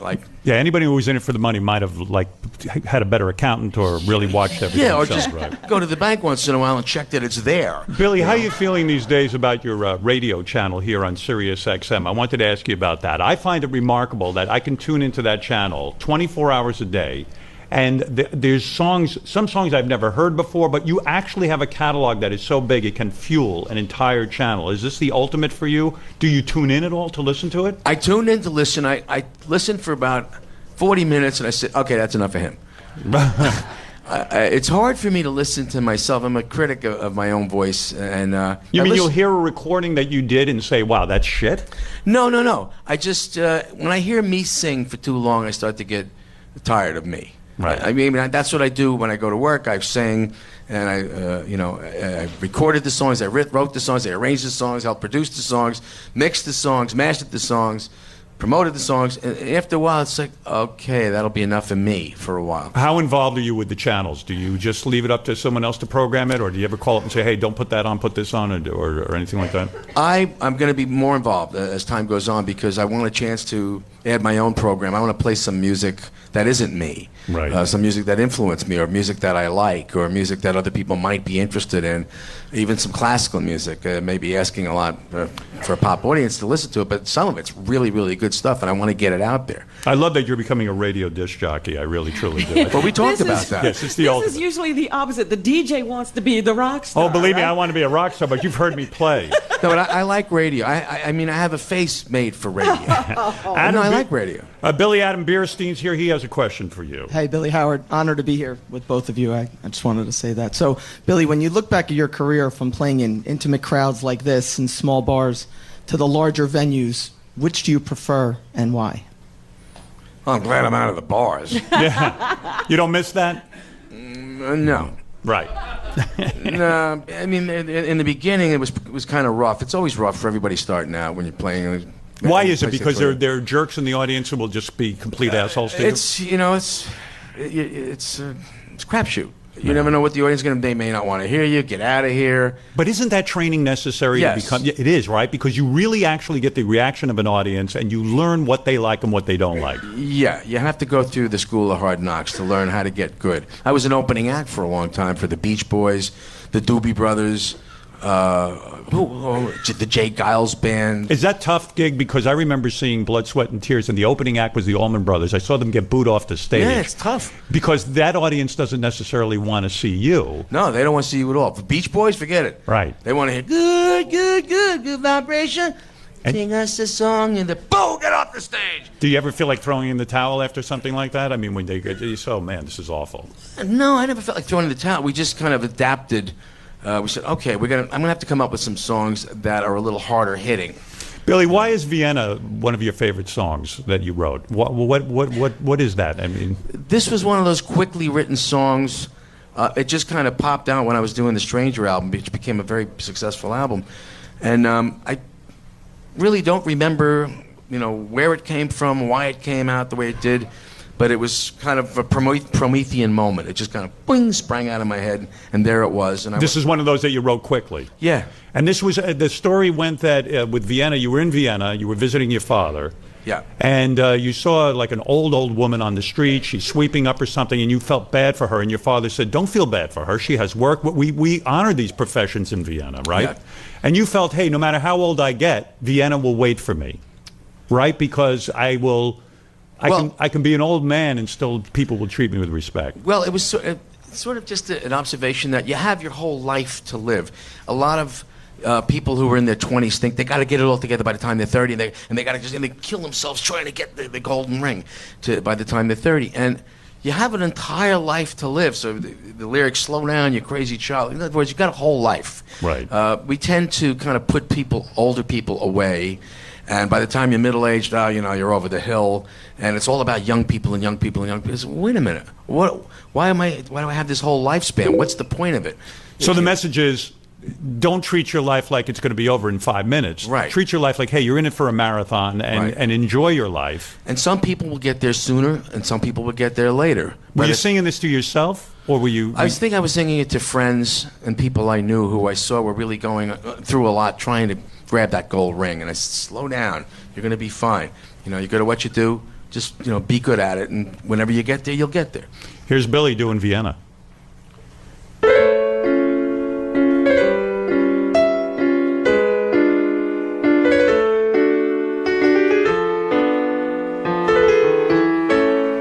Screwed it up. Take two. Take two. This is live. This keyboard is messing me up. It's so rinky-dink sounding. Doesn't it sound like... We forgot to get a piano. Okay, boys and girls. You don't like the sound of that piano? It's not real. Doesn't it sound like that? You don't like this? No, I think it sounds beautiful. Okay, there we go. All right.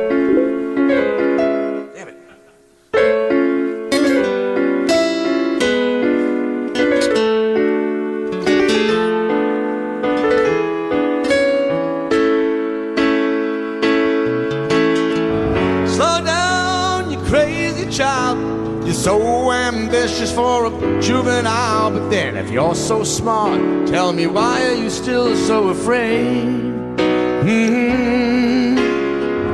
Where's the fire? What's the hurry about? You better cool it off before you burn it out. You got so much to do and only so many hours in a day. Hey, you know that when the truth is told, you can get what you want, you can just get old. You're gonna kick off before you even get halfway through. Ooh, when will you realize Vienna waits for you? Slow down, you're doing fine. You can't be everything you wanna be before your time. Although it's so romantic on the borderline tonight. Too bad, but it's the life you lead. You're so ahead of yourself, you forgot what you need. Though you can see when you're wrong, you know you can't always see when you're right.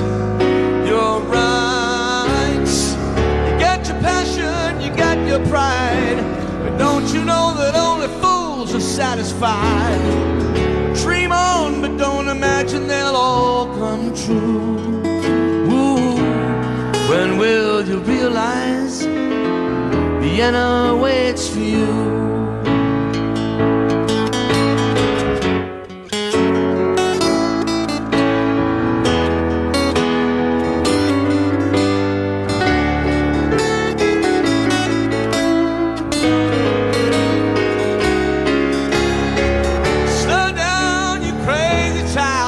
Take the phone off the hook and disappear for a while. It's alright, you can't afford to lose a day or two.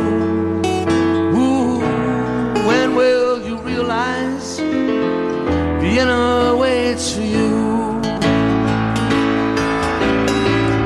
You know that when the truth is told, you can get what you want or you can just get old. You're gonna kick off before you even get halfway through. Why don't you realize Vienna waits for you? Why don't you realize Vienna waits for you?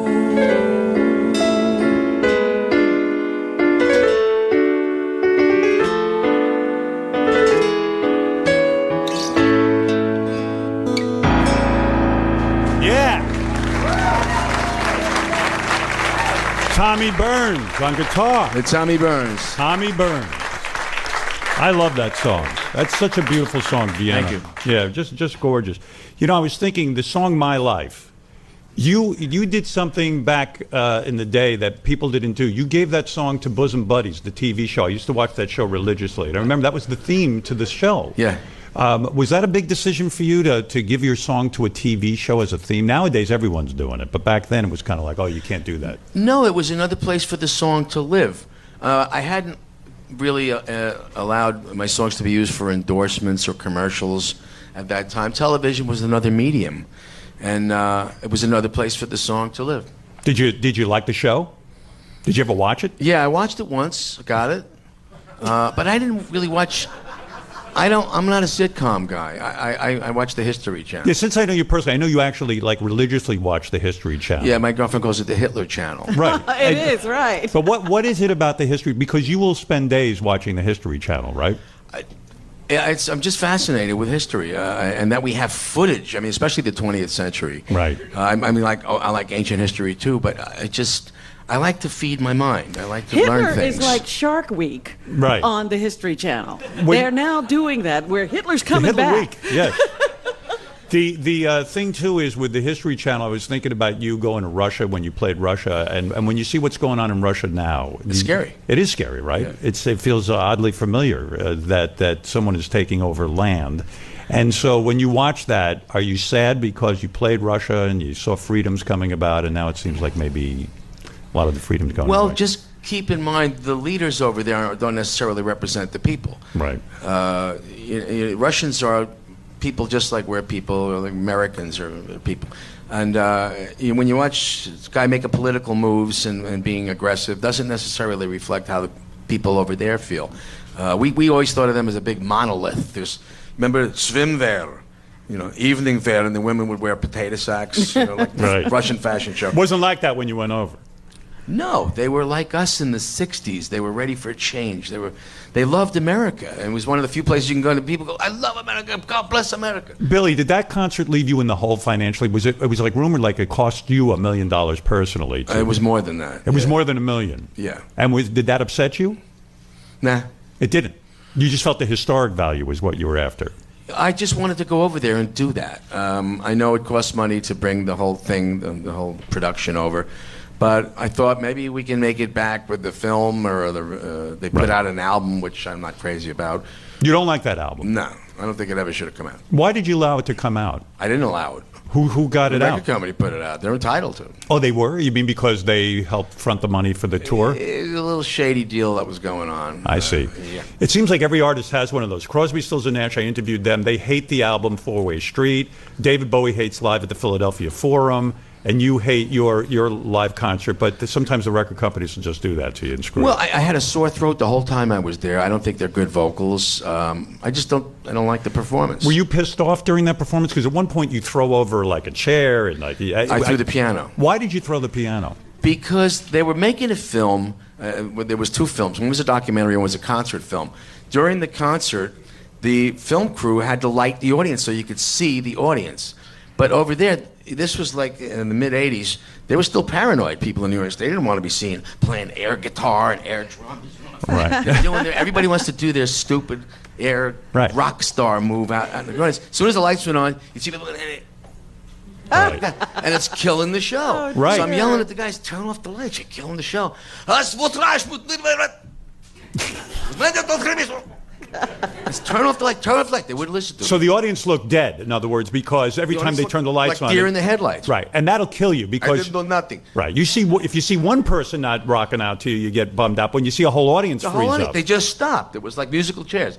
Like that. So I said, stop lighting the audience. They wouldn't listen to me, so I took the piano. I said, okay, boom, flip the piano. Now Wayne, who was my keyboard technician, was with me at the time. Right. Now, he's seen me flip that piano like a dozen times. Whenever it doesn't work, it doesn't work, it doesn't work. Ah, fuck it. Billy. Black crash. Billy, are you sorry when you do something like that? Do you go home that night and say, "Oh shit, I shouldn't have gotten my temper shouldn't have gotten that bad. I shouldn't be flipping pianos"? No, on stage." because it worked. It got the guy's attention. They stopped lighting the audience. And then the kids in the audience were, that was light when you trashed the piano. What do you trash next show? It becomes part of the act. Yeah, they thought it was part of the act. Something I just learned about you. You, early on in your career, the song Leader of the Pack, a huge song, you played on the demo, but you didn't play on the actual song. How does that come about? I'm not sure if it's me on the ultimate recording of it. I know I played on the demo. There was a guy named Shadow Morton who was the producer. He was producing the Shangri-Las. And I got to play on this session. It was a little job. It was a big job for me. I was about 16 at the time, 17. It was like a professional recording job. How do you get a job like that when you're 16? I knew the guy who was the guitar player on the session, a guy named Sal DeTroia. And he said, they need a piano player. The guy they were going to get, it was Ellie Greenwich, I think, was playing. She wrote it. and they wanted me to play the piano on the demo, and then it became a big hit record. Now I'm still not clear whether it's. You are not. Yeah, I mean, I don't know if the hit record was taken from the demo. It's hard to tell what the difference is. The song "The Entertainer." I want to ask you about that because I didn't understand something about this. When you wrote this song, you were home watching the Midnight Special with Wolfman Jack. Wolfman Jack. Yeah, remember him? I worked with him. Wolfman Jack was a disc jockey. He had a show, but you hated the show. Why did you hate that show? There were two shows. There was Rock Concert. Right. With Don Kirshner. Right. And then there was Wolfman Jack. And it was, I don't know. I found it to be kind of infantile, the way they would present acts. Right. And they had this stage that was designed by, I don't know, some dance guy. It just wasn't very rock and roll. Right. But Rock Concert wasn't bad because they just let you play. Right. Midnight Special, everybody got the same stage with that Art Deco background. Remember that? Yeah. Now where they come from there. So you hated this. You didn't like the way they treated musicians on that show. Is that what the song's about? It was kind of like Saturday Night at the Palladium. Right. You know, da da da da da da da da. And now here comes, the Zombies. And now here comes whatever act was. It was kind of assembly line. It started to bother me. So you were starting to be like, hey, I am the entertainer. In other words, you were writing about these other bands. They go on TV, and they're like assembly line artists. Yeah, what's the And they got to be difference? dancing monkeys for Wolfman Jack and his TV show. Yeah. And that's what the song's about. Yeah. Basically, like we're all interchangeable. That's what they were presenting it like. Doesn't matter who it is. Billy, the song "Angry Young Man." When you described the opening to that song, you said you were trying to mimic Wipeout, the drum solo on Wipeout. Well, I was playing the drum part on Wipeout. And that's what you're doing on the keys? Yeah, you remember Wipeout? Yeah, I can play it. Okay, everybody used to play that. The drum part in class, and the teacher would go, "Shut up!" Right. Yeah. So you take that and you put it on the piano. This thing sticks. It's also Eyewitness News. Remember Roger Grimsey? Yeah. Now the news.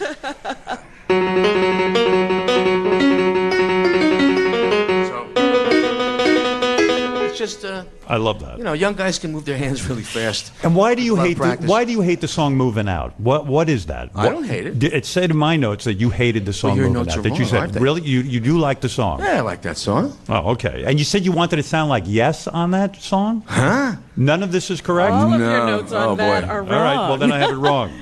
No. But I do know the song "Moving Out" was about the dumb things people save up for. They work hard, and you couldn't believe people spend money on dumb stuff, right? Was that the essence of the song? I'm trying to remember when I wrote it. Anthony works in the grocery store. He was penny for someday. I don't know. I've seen people and friends of mine too, who were kind of pressured into taking a job just to make a living, take care of the family, and they never really kind of fulfill themselves. They're doing it because that's the cookie cutter. That's where you're supposed to go. And that's sad to you. I mean, a guy who doesn't realize his full potential. Yeah, I think everybody's got something they love to do, or they should be doing, they have a talent at, or a propensity for. And I see people kind of wasting their lives sometimes, just not really putting their talent to that purpose. For stuff. Yeah. Yeah. For stuff, Yeah. you get a Cadillac, and okay, now you're fine. Yeah. Right. And that was your whole life.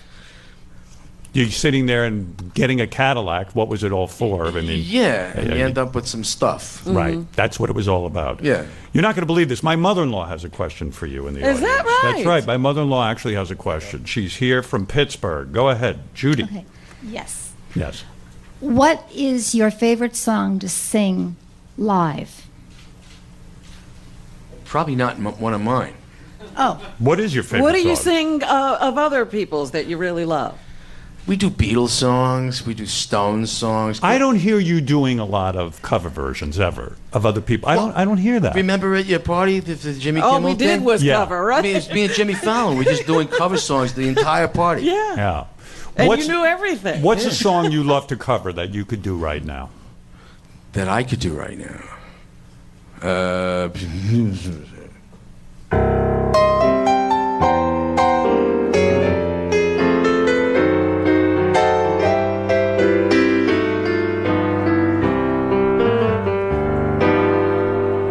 It's 2:45. Oh, wow. There's no one in the place except you and me. So set 'em up, Joe. I got a little story I think you should know. We're drinking, my friend, to the end of a brief episode. So make it one for my baby, one more for the road. Something like that. I like that. That's beautiful. Vintage Sinatra. I was going to say to my mother-in-law, I wish she would cry like Pink's mom. I would appreciate some tears over there. James Gallagher is in our audience. He has a question for Billy. I mean, to be fair, I mean, I like doing my stuff, but once in a while, I just like taking a break from my stuff and doing somebody else's thing. It's kind of a nice change. Yeah, but you like the Beatles. You always told me A Day in the Life you love. I love that song. I love Beatles songs. We do Stones songs. Right. We do Cream. We do Hendrix. What's your favorite Zeppelin. Cream song? Favorite Cream song? Probably White Room. White Room. And what of Zeppelin do you do? Well, I just love Zeppelin. Yeah. I mean, I'm a piano player, so you can't make it sound like Jimmy Page's guitar, but that was one of the best bands that ever was. I loved them. What was it about Procol Harum that you like so much? Because sometimes you said that's a song you told me. There's an influence of classical music. There's Bach in it, and it's melodic, and it's different. They were really different. The way they played was different, too. Billy, this is a really special day for this kid from Brooklyn. Thank you for you guys doing this. As an older man, do you sometimes marvel at the songs you wrote years ago as if it was a different person doing it with a different life experience and a different mindset? Yeah. Sometimes I hate that guy. Right. Because he was writing in keys that somebody my age should never have to sing it. The guy was in his 20s. You know, you have a different perspective on things back then. But I thought I had something to say. I'm much less ambitious or arrogant at this point in my life. I don't think I have that much to say anymore. But at the time, I felt like I've got something to say, and I was writing songs and writing words, and I realized people are actually listening to my lyrics, guiding their life. Right. But what are you, crazy? Don't listen to me. I'm as lost as you are. Like you don't even feel that way anymore. And sometimes we listen to these songs and we think, well, you're still in that same place. You've changed. Sometimes I listen and I go, oh, what do you know? You know, what did you know? Who do you think you were? You know, you're a smart ass. I wonder if I just smack me if I met me when I was a lot younger. Right. Because I probably needed a smack now and then. Kimberly, you have a question. Kimberly Takis. Takis. Okay, Kimberly, what do you have to say to Billy? Billy, what's the most embarrassing thing that has ever happened to you while performing live? Brian, what's the most embarrassing thing? My sound man's been with me almost 50 years now. You never peed your pants? No. No. You turned over a piano, but that wasn't embarrassing. You're happy you did that. intended to do that. BR, what do you think? Give us some info. Is Brian here? Yeah, I don't No, know. Brian's not here. He's in the mixing room. He's in the mixing room. Oh, All right. embarrassing thing. I split my pants. Yeah? Ever fart on stage? Yeah, but nobody knows. No one knows. You lift up on one cheek. It's too loud on stage. You can with play everything else your way through that. Yeah, right, yeah. You can cover Yeah. that. You got a fart thing, don't you? I do. Listen, I made a fortune off of it. I'm Fart Man. Billy, Boyz II Men is here. Boyz II Men. Nathan, Sean, Wanya Mark. Sold more than 34 million albums, these guys. They were named Billboard's fourth most successful musical group of the 1990s. And the most amazing fact about you guys that I want to say, first of all, thank you for being here. Thank you. Thanks. Thanks for being here. Thanks. This is an amazing fact, Billy. You'll love this. There's only 3 artists in history to replace themselves as #1 on the Billboard Hot 100.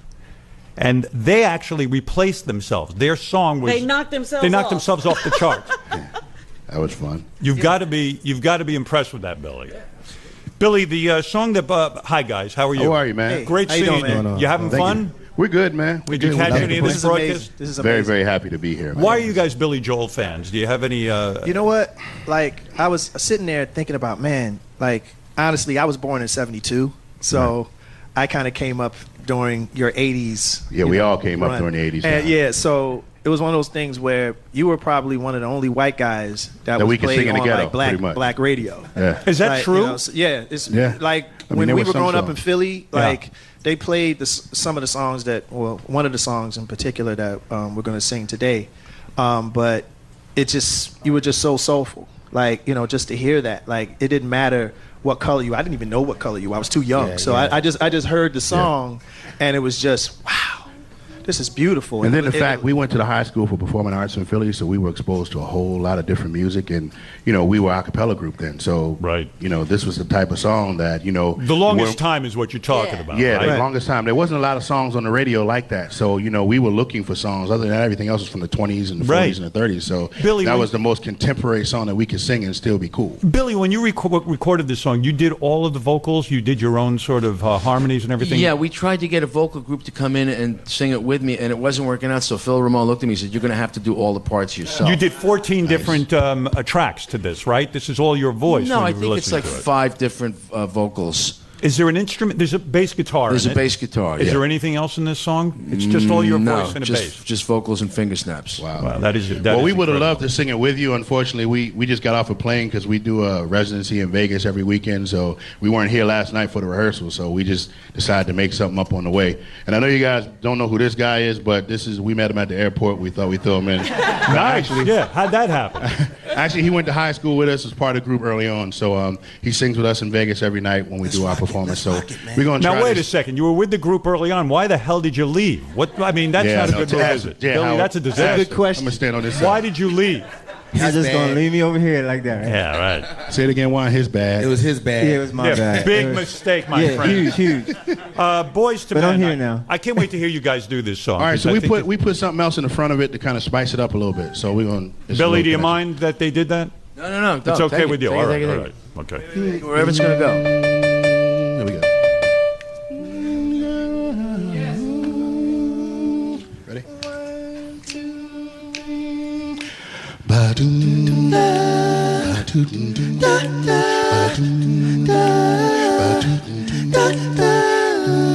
Don't go changing to try and please me.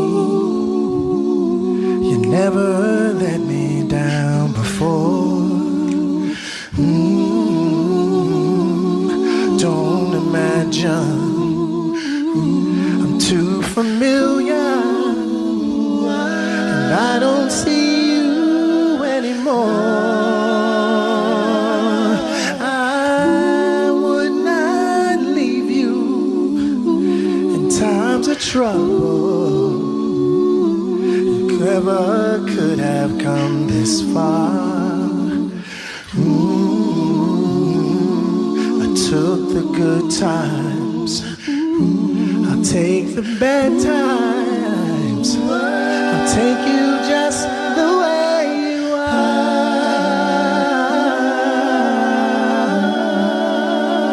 are.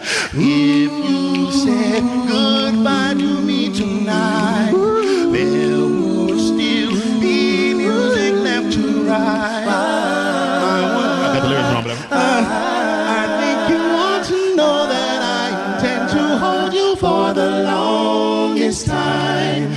Once I thought my innocence was gone. Now I know that happiness goes on. That's where you found me when you put your arms around me. That hasn't happened for the longest time.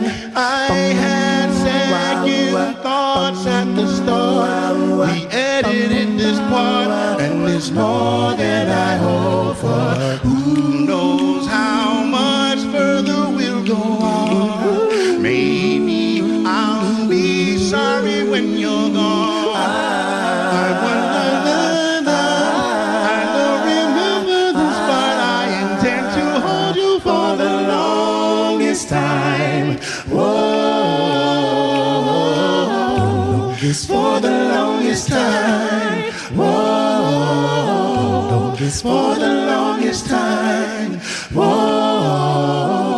for the longest time. Whoa, for the longest time.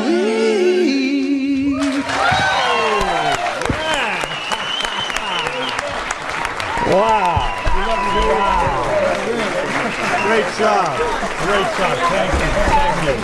Thank you. Thank you. Boyz II Men. Boyz II Men. I'm putting them through to the next round. Wrong show. Sorry. Wow. Billy. Yeah. That was great. That's the way you do it. No Helen Reddy in that group, right? No. No, we didn't have any of that. Just pure a cappella. We used to do that all the time on the street corner. You love that the best, right? Because love that when you were at my house, you were there with Jimmy Fallon singing the entire night with Robin and doing a doo-wop, right? That's Right. it. I love harmony. I just love harmony. And I'd rather sing harmony than melody. And we don't hear a lot of harmony in songs Nah. today, do we? No. Why is that? I don't know. It's fallen out of favor or it doesn't get programmed. I don't know And why. what do you think is going on with rock and roll? I mean, is rock and roll dead? No, I don't think rock and roll is ever going to die. Yeah. I don't know what's going on, honestly. I'm not listening. Yeah. Billy, was the low point in your career, you were playing for a guy named, was the guy's name Billy V or something? And the guy said to you, were in his band, and this was like early on in your career, and you were a struggling musician, and the guy made you wouldn't change your dinner jacket or something, and he fired you from the band. Is there a story like that? Huh? You never heard of that? Where are you getting this stuff? None of it. I want to clear up anything. I want to know. No. These are rumors I've heard my whole life, and I've never asked you about. No, I know. That Oh, never good. happened. Okay. I thought you had to There's change no your dinner jacket. story. All right, Jesse Bernstein, maybe you'll do better. Where are you in the audience? Who comes up with this? We research, but we get it on the internet, you know. Once in a while, we hit a clunker. First, I want to say thank you. Your music has helped me through some dark times and been there for some great times for me. Thank you. My question is, when you're constructing an album, they sound like they're meant to be listened to start to finish. And at what point do you construct that? Songs seem to lead one into another. Is that conscious coincidence? How does a song like Elvis Presley Boulevard maybe not end up on an album? Yeah, Billy, does song order matter? On an album. Yeah, I think it does. I usually, when I was doing an album project and writing songs, one song, depending on whether it was fast or slow or hard or soft, would kick off another song. I like variation. I don't like the same thing over and over and over again. So if I wrote a soft song, I'd want to write a rockin' song. Right. And if I wrote a rockin' song, I'd want to write a different kind of rhythm and a different kind of approach. Just looking for variation, until I ended up writing a bunch of songs. One song kicked off another song. There's kind of a natural order to the album. Right. Even though it may not tell a story or lyrically may not match up, but musically, they kind of complement each other where they sit. Jason, you're in the audience. Jason Niebaum, right? Jason? That's I got that right. Okay. Hey now, Howard. Hey And now. hey now, Billy. Hey now. Hey now. Hey now. Billy, it's a huge honor to talk to you. Thank you so much for doing this. This is a huge pleasure. My question, at the end of each of your live performances, you always tell the audience, don't take any shit from anybody. What's the story about why you started doing that, and is it aimed at anyone in particular?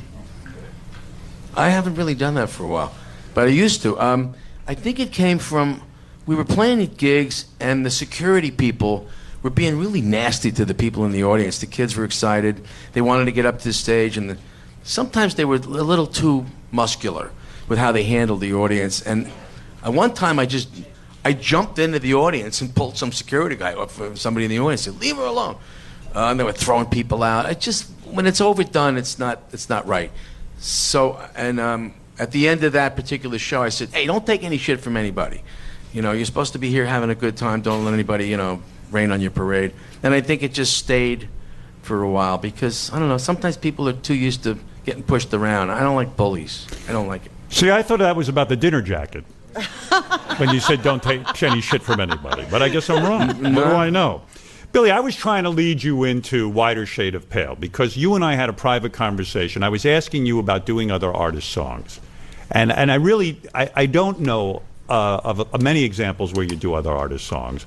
And you said to me, one of the songs I love is Procol Harum's Wider Shade of Pale. What resonates with that song? What's the deal there? It sounded different than anything else that was on the radio at that time. It was a real different song. It had a keyboard part that was the main theme through the record, Matthew Fisher's organ part. And there was an element of classical music in it. I didn't know what the lyrics went. I don't think the lyrics do mean anything at all. It's just imagery.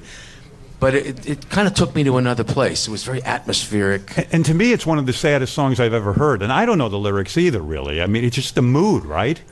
It's a moody song. It's an atmospheric song. It's a lot of the music speaks to you, and the lyrics I don't really think mean anything other than what they sound like. It's just about how sound hits you. Do you write songs like that sometimes? You're just about the sound. You don't really care what the lyrics mean. Yes, I've written songs like that. It's really about how the lyrics sound, right? Not what they mean, because you don't always have to be literal.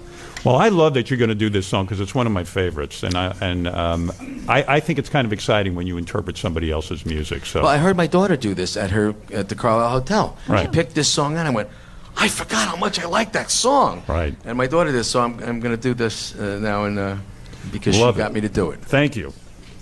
Watershed Appeal.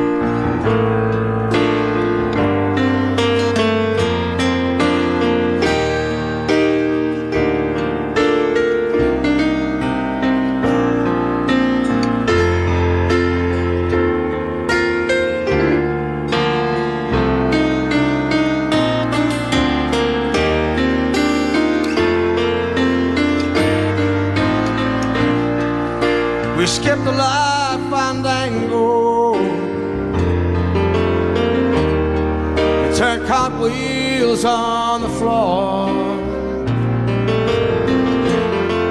I was feeling kind of seasick. The crowd called out for more. The room was humming harder as the ceiling flew away. And we called down for another drink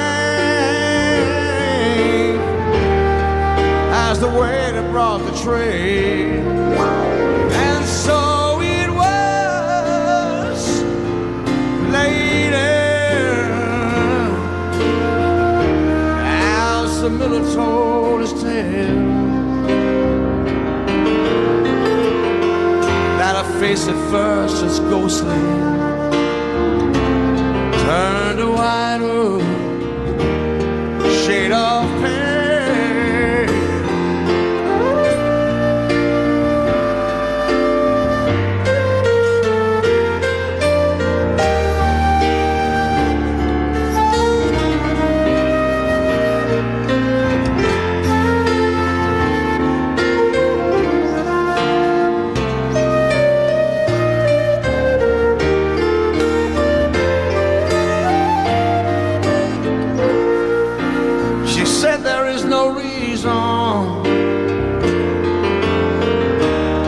And the truth is plain to see. And I wandered through my playing cards, would not let her be. One of 16 vestal virgins who were leaving for the coast. And although my eyes were open, they might just as well be closed. And so it was later, as the miller told his tale, face at first just ghostly turn a white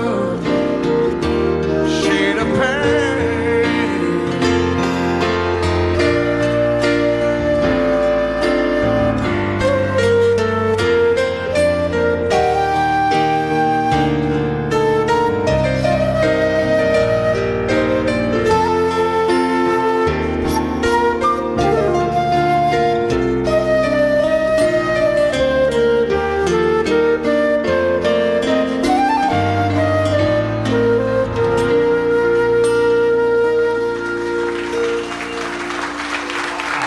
Wow.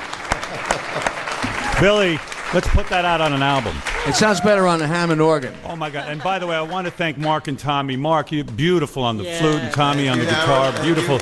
Do you guys? I mean, these guys have been with you a long time, right? I mean, how long? Yeah, Mark's been with me 33 years or so. 33. It'll be 33. 33 Tommy's years. been with me 25. 25 years. So, yeah. Does it get to a point where you can read each other's minds? In other words, like you're going to put together this song and you're going to do it today. That's what we were just doing because we didn't know what we were going to do. Is that true? There was no sort of rehearsal ahead of time, and you we didn't have an arrangement for it or nothing. It's supposed to be done on a Hammond organ, not a piano. Right. That's what we do. And there's no flute in the original song. And that's also true. Right. And the drummer was, Am I right that was one of the most moving performances I've ever heard? I mean, I don't know, right?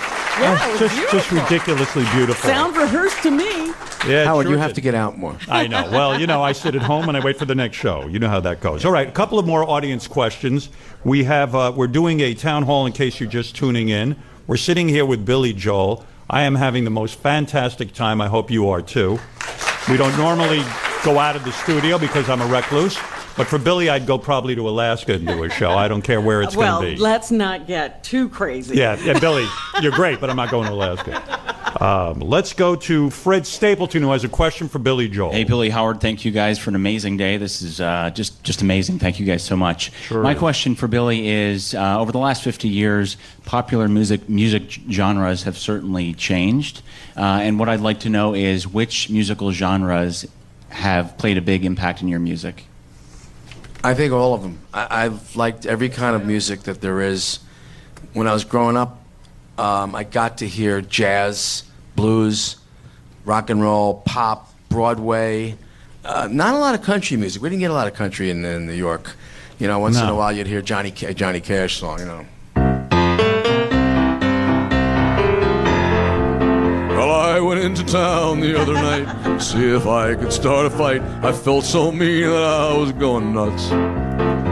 Oh, I felt so downright mean, you see, that when some dude bumped into me, I went and stuck a pitchfork in his guts. So, that was our idea of country music in New York. Right.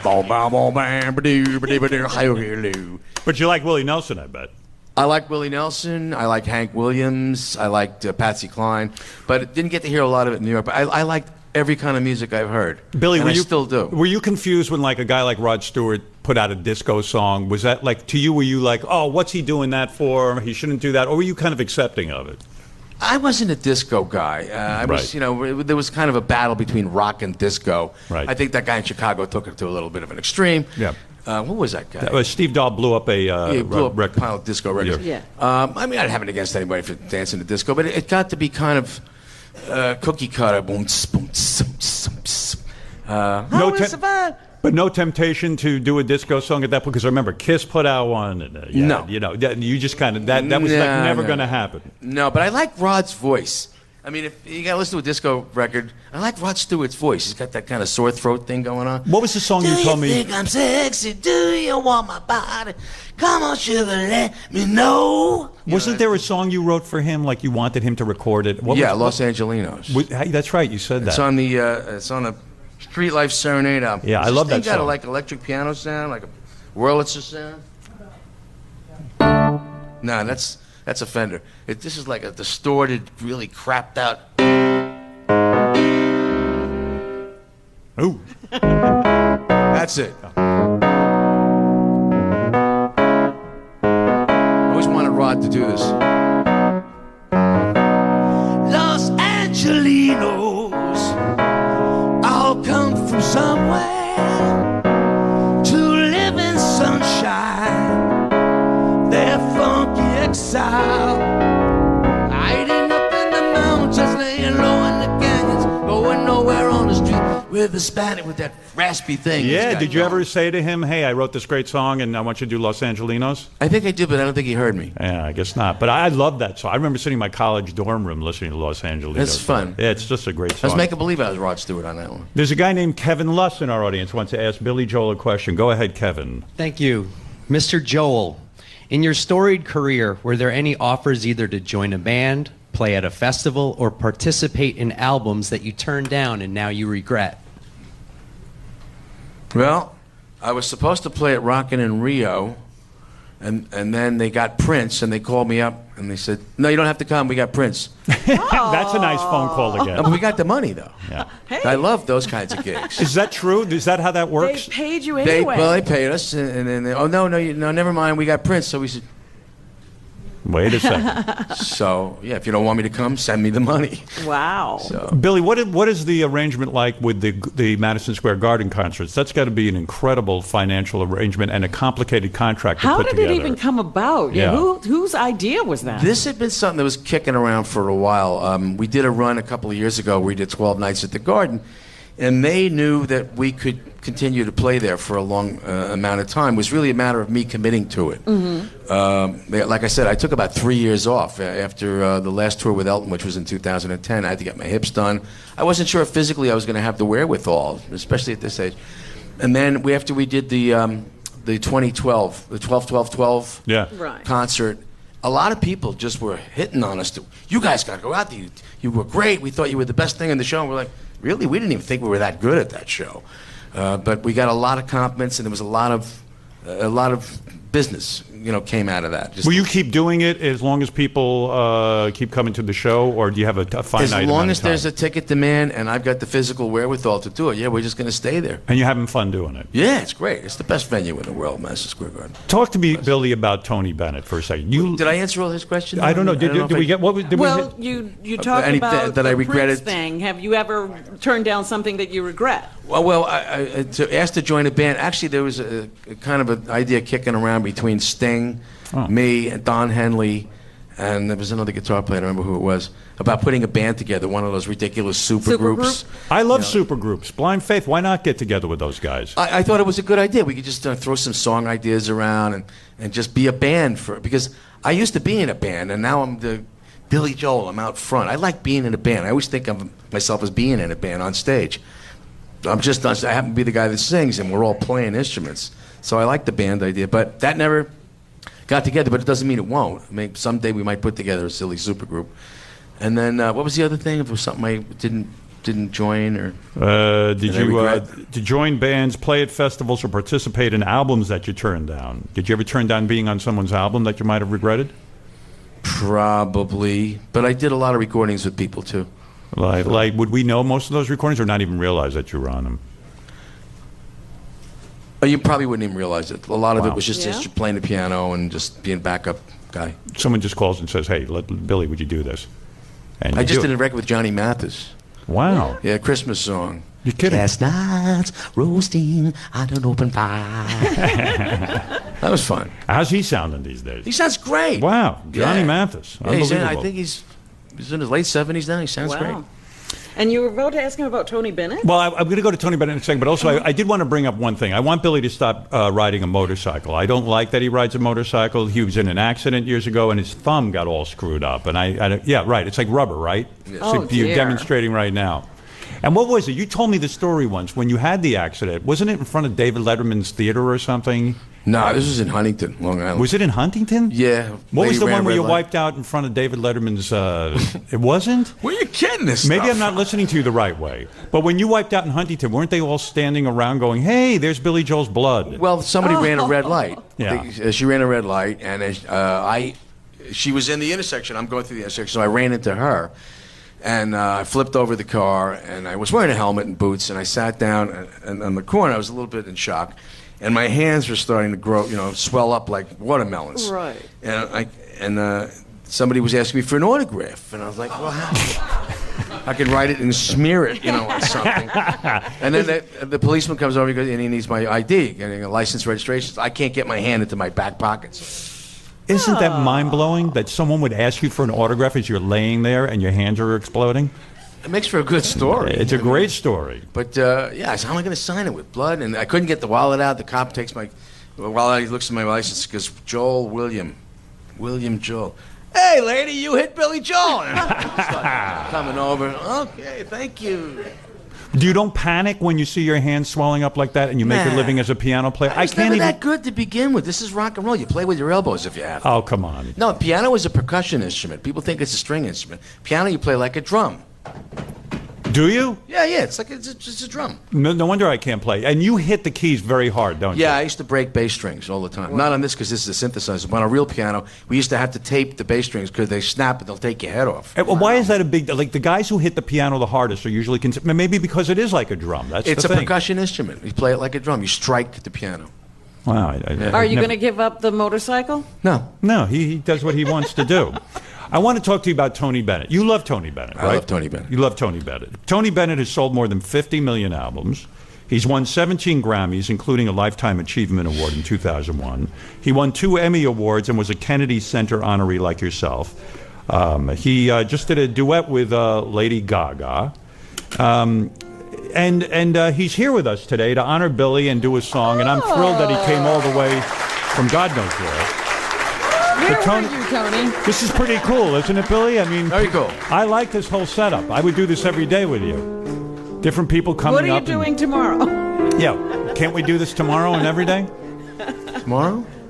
What's tomorrow? What's Tuesday? tomorrow? I don't think you have anything but the History Channel on the calendar. I'm doing a thing for New York State. I'm doing a voiceover for New York State. And you're not free. Have I got time to go to the bathroom? You want to go to the bathroom? Yeah, can I? All right, if you have to. All right, and then we'll bring out Tony Bennett when you can. Yeah, you guys talk amongst yourselves. You know what I'll do? I'll talk a little. Maybe I'll play a song of yours. Maybe I'll even take the guitar out and do a song. I don't know. Oh, wow. Yeah, I could always do Cat Stevens. Was anybody asking for that? Can we mic you going to the bathroom, Bill? No. No.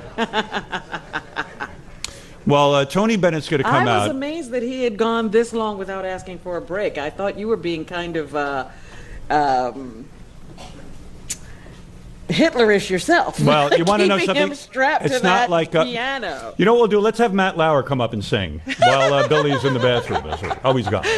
Well, But, Rachel Ray and her husband could come up They and could come do up and something. sing. You know, I want to say something. I don't normally, we don't normally do a show in front of a live audience, but it's really been spectacular today for me. This has been a great audience. Yeah, it really has. A well-informed audience. You guys have had great questions. It's been great. And I think I'm going to have to do more town halls. And Gary, everyone on our staff has done a phenomenal job with this show, I have to say. Is there some people you want to point out? Yeah, listen, our whole staff always does a great job. You know, Will and Jason and John and Steve and Marcy and the whole gang. But this was a lot of fun today because I mean, the thing that I really got out of this was everybody that came here.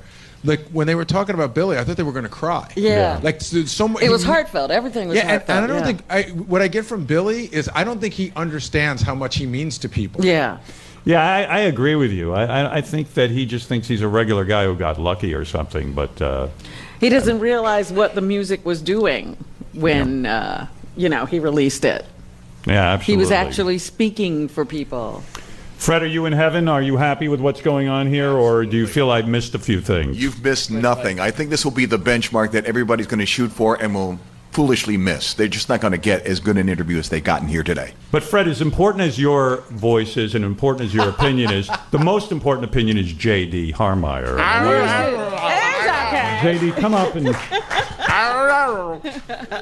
J.D., am I hitting everything you want, or do you have a critique? Yes, no critique. Everything is fine. Thank you. All right. Fine. It's fine. Everything is fine. Sometimes you look for a compliment, you know.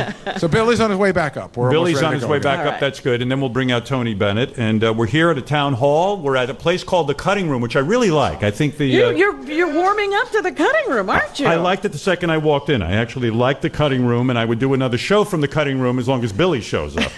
Now, Billy, I'm glad to see you washed your hands when you peed. That's an act. He just grabbed some napkins, Howard. You don't think he really washed his hands? Billy, assure us you washed your hands. I did. You did. Billy, what does Tony Bennett mean to you? We were just talking about Tony Bennett. Tony Bennett is, I think, the greatest interpretive singer of our time. The guy hits notes that are like in the stratosphere still. Full voice. He's just a great musician. He's like, I have a lot of respect for somebody who's that good a musician. I thought it would be great to sort of wind up the show with, or come to a conclusion with Tony Bennett, because he does such a beautiful rendition of New York State of Mind, and it's one of my favorite songs. Yeah. And it's a hard song to perform, isn't it, to get it right? There's a lot of jumps in the song. There's high notes, and you got to hold them. And he also respects lyrics. I mean, this guy says the lyrics, and Yeah. knows what to do with them. So his spin on your lyric is great for you. Yeah, and his phrasing. I mean, the whole thing. Well, He's here no he is. Helen Reddy. He's no Helen Reddy.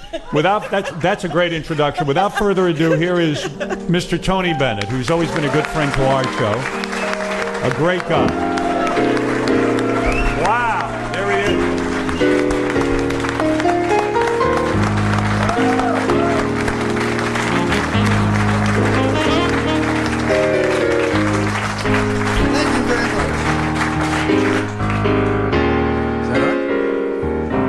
Some folks like to get away, take a holiday from the neighborhood, hop a flight to Miami Beach or to Hollywood.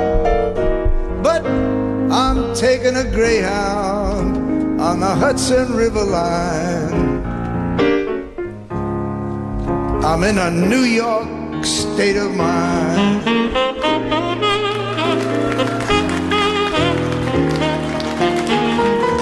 I've seen all the movie stars in their fancy cars and their limousines, been high in the Rockies under the evergreens. But I know what I'm needing, I don't want to waste more time. I'm in a New York state of mind.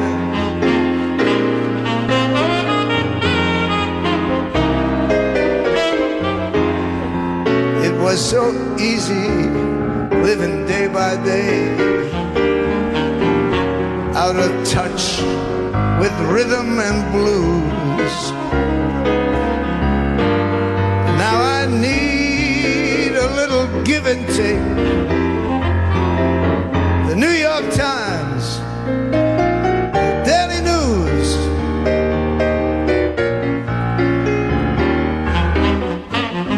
it comes down to reality, and it's fine with me, 'cause I've let it slide. Don't care if it's Chinatown or on Riverside. I don't have any reasons, I've left them all behind. I'm in a New York state of mind.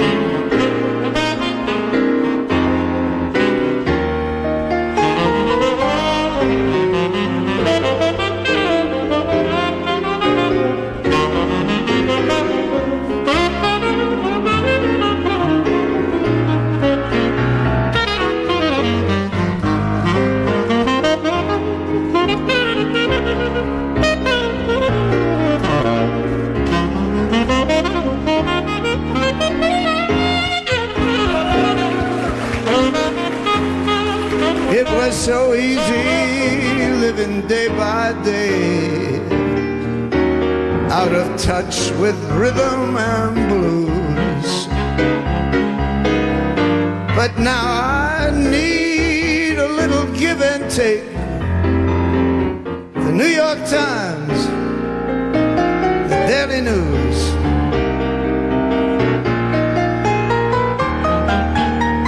it comes down to reality, and it's fine with me, 'cause I've let it slide. Don't care if it's Chinatown or on Riverside. I don't have any reasons, I've left them all behind. I'm in a New York state of mind. I'm just taking a Greyhound on the Hudson River line, 'cause I'm in a New York, New York, New York, New York state of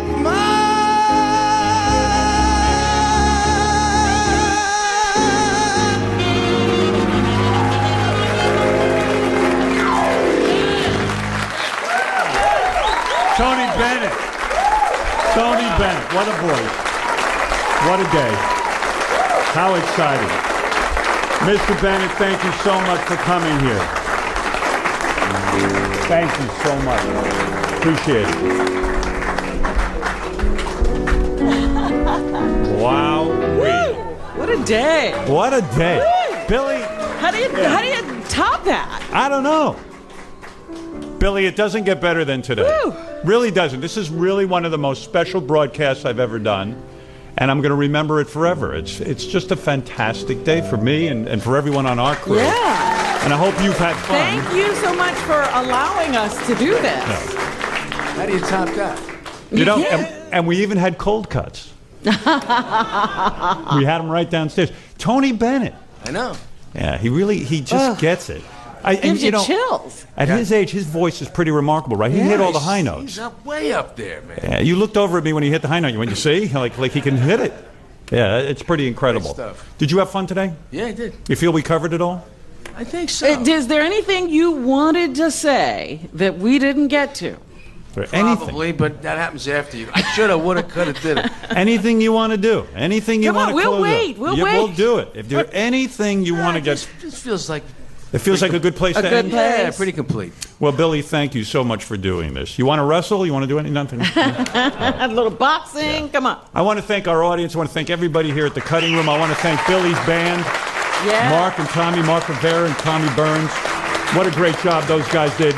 And all the people who contributed to the show today. Yeah, and everyone at SiriusXM and all our subscribers who tuned in. And Billy, I love you, I love you, I love you. And I love what you've done musically, professionally, and personally, what a human being you are. And happy birthday coming up. And I just don't know how to thank you enough for this day. Back at you. You're really, really one of the most special people alive and a special talent. And I really cherish our friendship. Thank you. Thank you. And so that's it. I hope everybody had a good time. This is the Town Hall with Billy Joel.